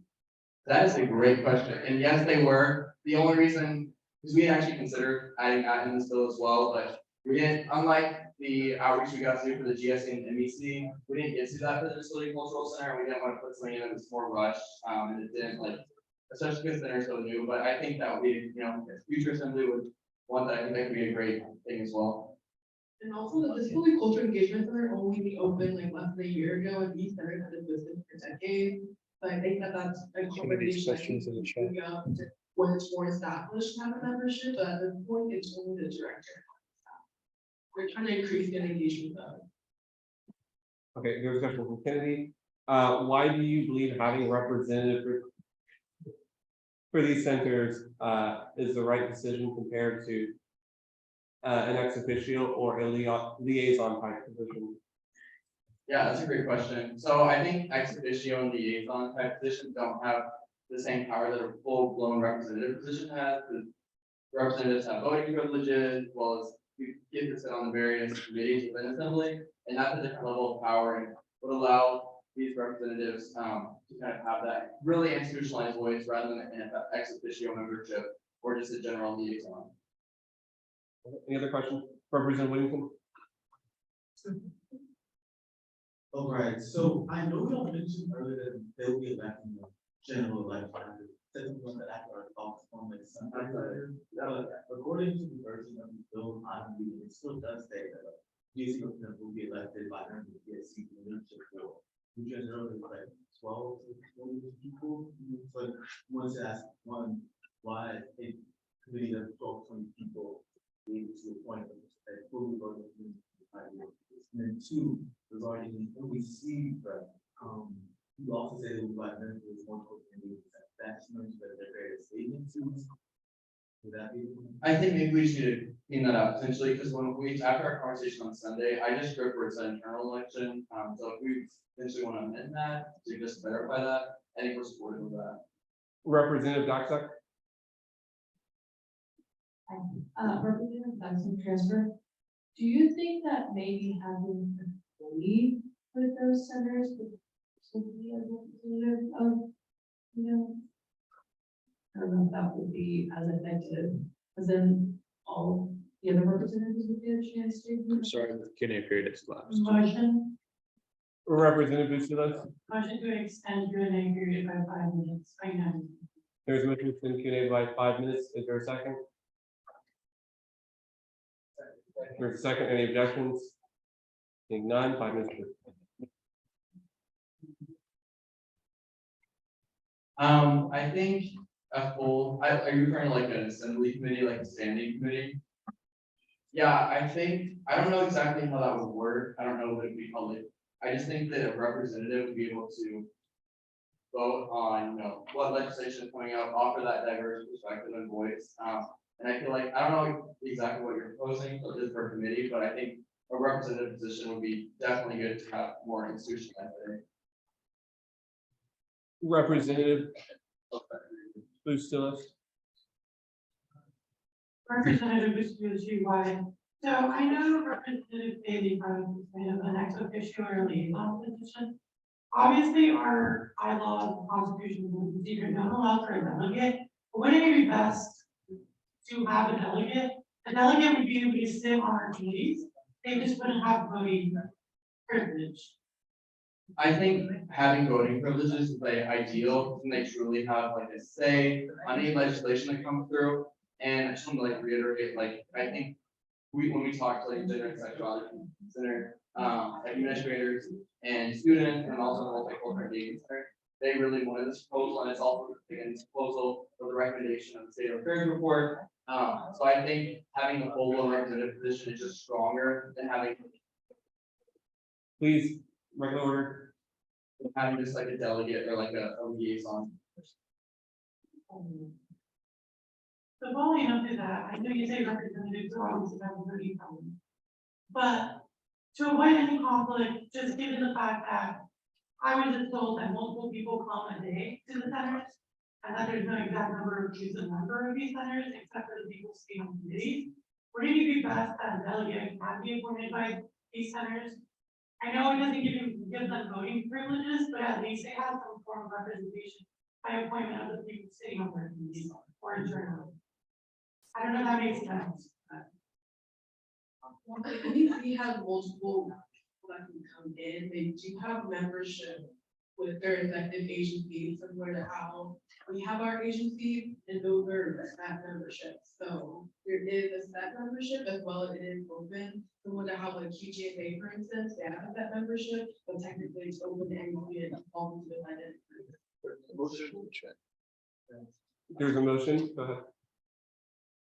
Motion to move previous question on AB 14. There is a motion to move the previous question on AAB 14. By consent, is there a second? Are there any objections? Seeing none, the previous question is moved. Entertain any motion? Representative Bustillos. Motion to pass AB 14 by. Oh. Written that motion. Motion to pass AB. No, we're doing an info. Yeah, keep, oh. Object. I actually. There is an objection. The president has the authority to call a roll call vote, so there will be a roll call vote. For the clerk will call the roll. Sure.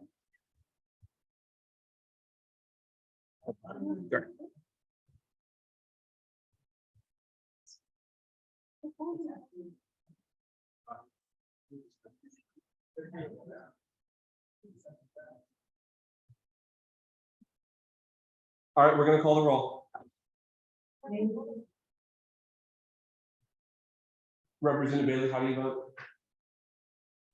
Can you come back to me? Sorry, I didn't know we were doing this right now. No.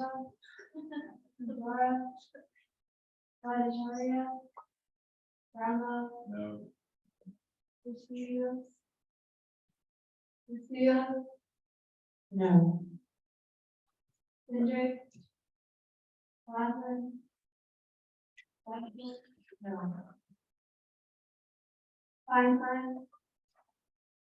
Daniel. Kiernan.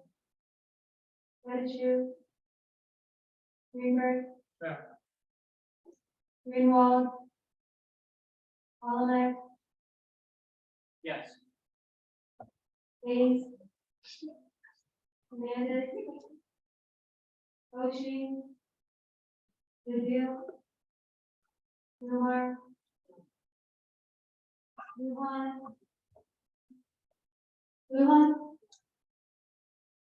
Marcelo. Miguel. Yahara. No. Moore. Glenn. Luzina. Yes. Kenya. Rogers. No. Wiseman. Oh, sorry, Brian. Bobby. Hassan. Yes.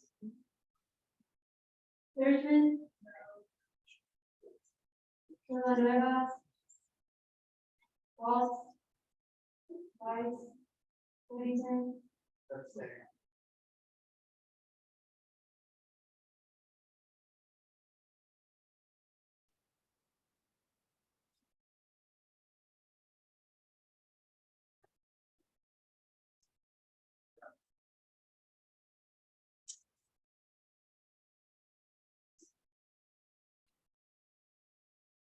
All right, my vote is 3 yeses, 11 noes, and 3 abstentions. The vote fails to adopt. The motion is not passed. We'll move forward. Next slide.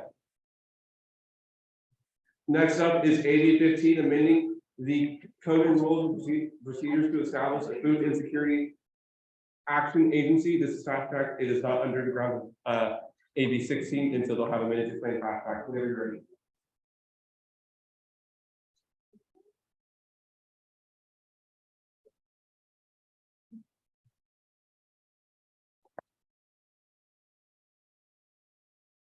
Security is an important issue. Motion. Okay, there's one for two. Motion to approve the fast track finance consent. There's a motion through the fast track finance consent. Is there a second? Any objections? Seeing none, fast track approved. The minute 3 minutes explain the introduction. Efforts to institutionalize an ad hoc in state government for the past 2 years, known as the Food Security Action Team. Did a really good job on behalf of student government to report on food insecurity and need advocacy. But the 2 chairs of the committee, one of them being a former recycler for graduating, and for them to be institutionalized. The tier initiative, which is the one that we started, the food distribution program. Because we've been the people who are running that and do all the volunteer coordination stuff for it. But once we leave, there's no guarantee that that pilot initiative will be another than people who are going to still exist in the government.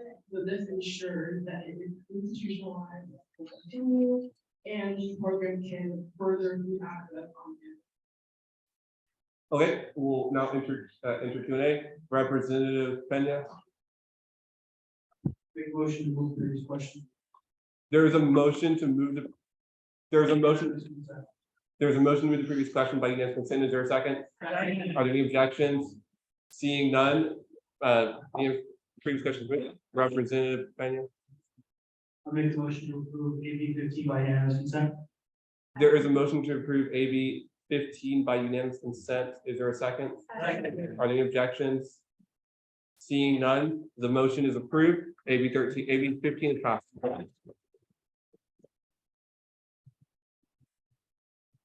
Okay, next up.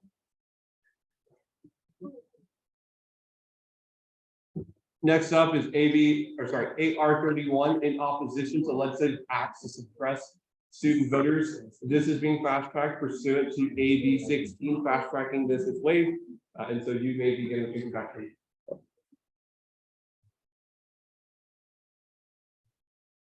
Howdy, everyone. Recently, one of the Texas representatives filed a bill that would direct county commissioners to it would prohibit having polling locations on college campuses. We think that this would be detrimental to the students, faculty, and staff. Removing polling locations would take away places that a lot of students used to vote. This would drive down student turnout, which would lead to lack of student representation in legislative bodies and elected officials, federal, local, state, as well.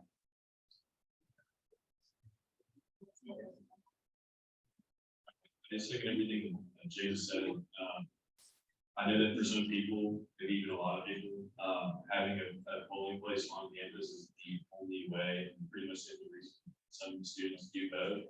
I also know that polling places on campuses don't just service students, they service elderly people, minority communities, polling communities, and to decrease the number of polling locations at the park station and or to stop them altogether, I think is as a student body we ought to propose.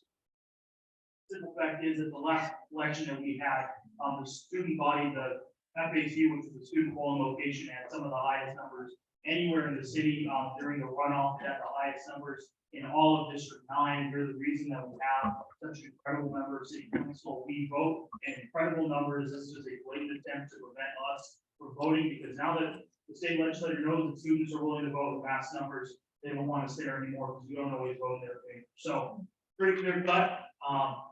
Vote in favor of it. Okay, the speaker will reclaim the remainder time allowed for Q&A. Are there any questions on the bill? or on the Motion. Resolution? Seeing none, the speaker will reclaim the remainder time. Will entertain any motion? Motion to the previous question by unanimous consent. There's a motion to move the previous question by unanimous consent. Is there a second? Second. Are there any objections? Seeing none, approved. Will entertain any motion? Motion. Representative Whittington. Motion to approve AR 31 by unanimous consent. There's a motion to approve AR 31 by unanimous consent. Is there a second? Are there any objections? Seeing none, AR 31 is approved. Congratulations, Officer. Next up is AR 32 in support of including and emphasizing LGBTQIA+ protections in the syllabi. This is fast track pursuant to AB 16, the fast track of waves. It's not necessary.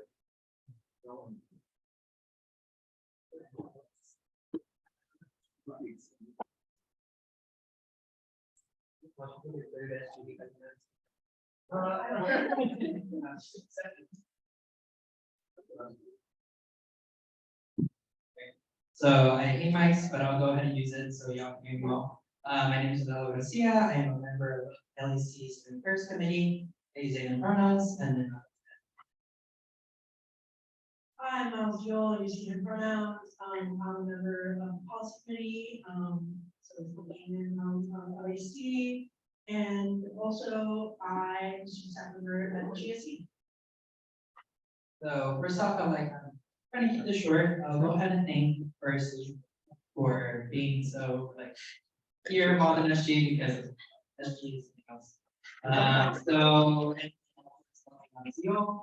Charles.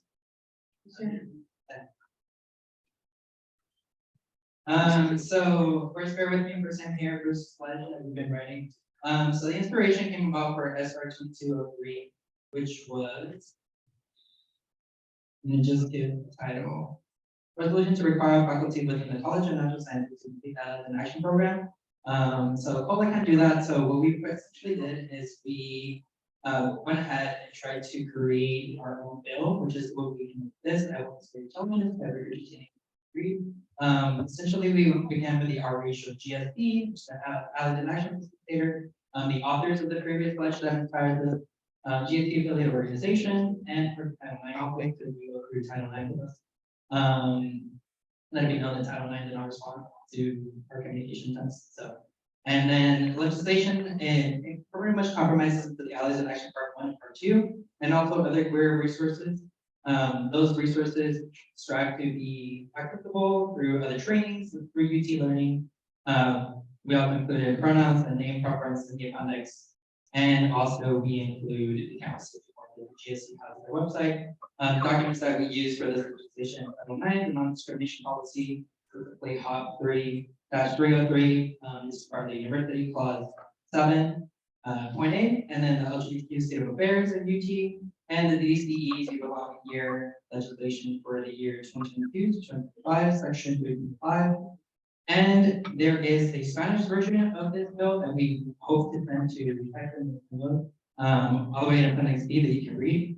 And we also wanted to apologize because some of the links here to just like have not translated well to the AR version of this bill. And we can also provide all the links to the databases that we created this pledge with. So yeah.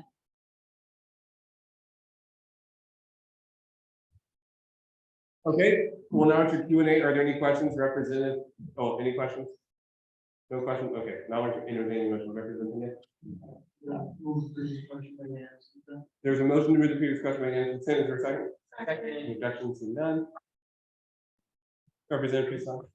I motion to pass AR 32 by a hand vote. There's a motion to approve AR 32 by a hand vote. Is there a second? Object. There's an objection. There is a roll call vote requested for student president. It's approved. Clerk will call the roll. Whenever you're ready.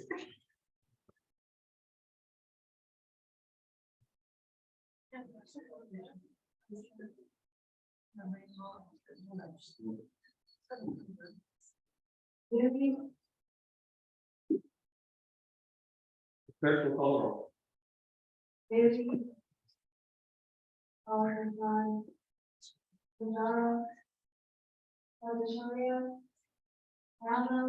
No. Excuse me, abstain. Yeah. Hendrick. Osmond. Basil. Daniel. Einstein. Chairman. Pettigrew. Greenberg. Greenwald. Holland. Yes. Hayes. Hernandez. Bushy. Rubio. Kumar. Luhan.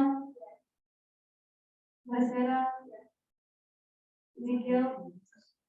Miyamura. Yes. Moore. Lynn. Yes. Mizuda. Kenya. Yes. Yes, President. Rogers. Abstain. Ryan. Nawawi. Nissan. Yes. Burgess. Yeah. Will Harrell. One. Walt. White. We have one more, right? Okay. Are we gonna make it in 10 minutes?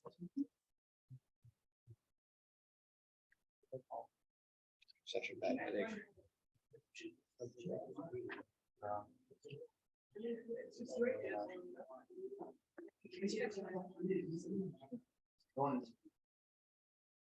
All right. By a vote of 12 yes, 0 no's, 4 abstentions, the resolution passed.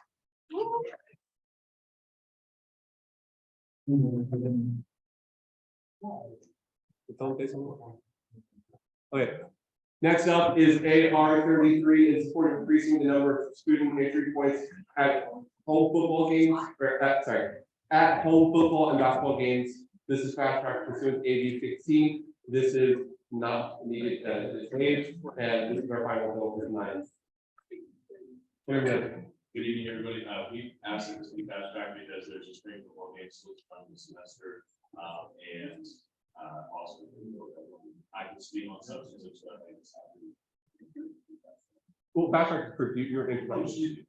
Then this bill simply calls on the athletics department to increase the number of gates at football and basketball games that are open to students. I think many of us in this room probably experienced the lines or lack thereof at the Alabama game, the TCU game, some of the first basketball games this season. And there's 3 things that really kind of concern me about how it's currently being handled. One is there's very little accessibility for students with disabilities to get through those gates to student seating. 2, it's not safe for students. I have a video, I'll show you all for one, but it's me literally being pushed through the gates at the Alabama game. It's not safe for students, and 3, it's not safe for event staff.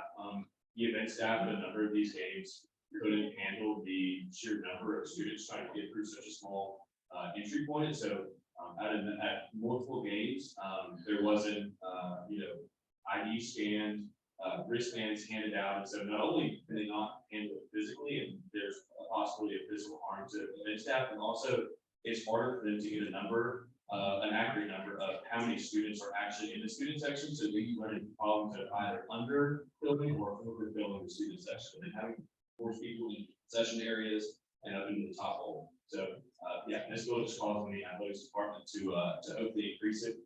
I remember back when I was a freshman and sophomore, nearly the entire east side of the stadium at DKR was available for student entry when the gates were. And so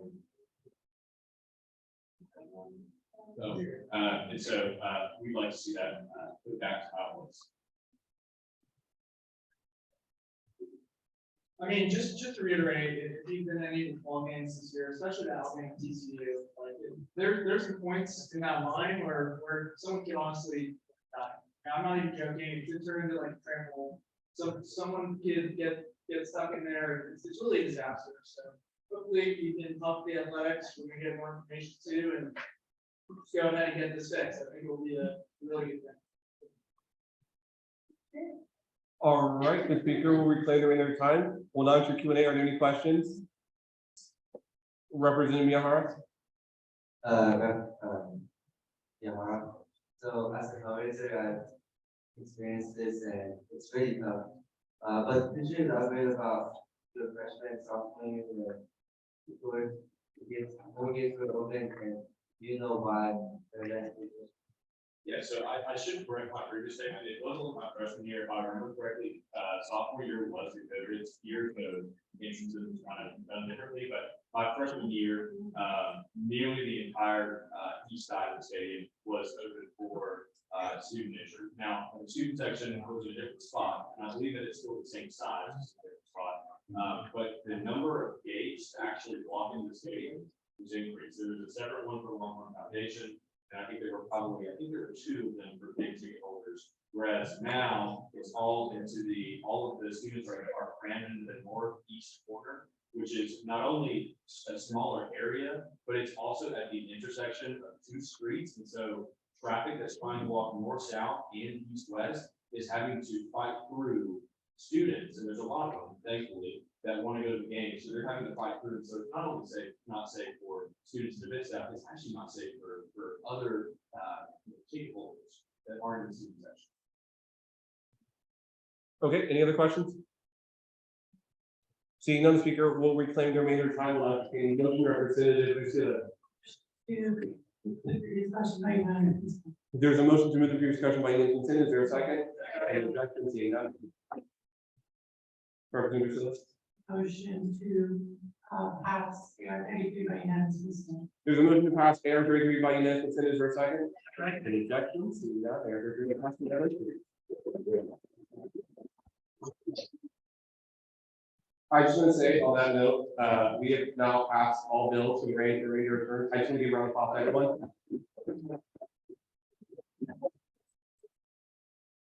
33 assembly bills, or 33 assembly resolutions, 16 assembly bills, largest assembly reform in the last 2 years. So that's great, amazing for all y'all. Yeah, congratulations to all y'all. So we'll go ahead and close out here. So these are your mental health resources. Please use them, especially after today. We got through 15, so please use them. Next slide. Announcements. Are there any announcements? We survived. Yeah, we survived. I will say as an announcement again for the representative elected, we are going to new member orientation. So please be on the lookout for that. I should be sending out an email soon for the next speaker or for the next an introduction to the 117th. The new Google folder should exist in the file. I'm trying to be quick, but just keep an eye out. Be a bunch of emails over spring break. Next slide. No, we don't need to do this. Next slide. No. The chair recommends the motion to recess subject to the call of the chair. Is there a second? Any objections? Seeing none. State your inquiry. What does this mean? This simply means is that when we come back in a week or 2 from now, that we will continue. You do not need to do quorum. This quorum is presumed. It just means we're continuing. Does that mean you still pass? Oh, we're. No, you cannot pass on the We're getting. Wait, what am I saying? That means you could have finished some day legislation. No, we cannot. It's a new day. It just simply means that we will continue as normal. We just don't need to do the roll call. Okay, so the chair recommends a motion to recess subject to the call of the chair. By unanimous consent. Any objections? Seeing none, we're recessed. See y'all in 2 weeks. We're done.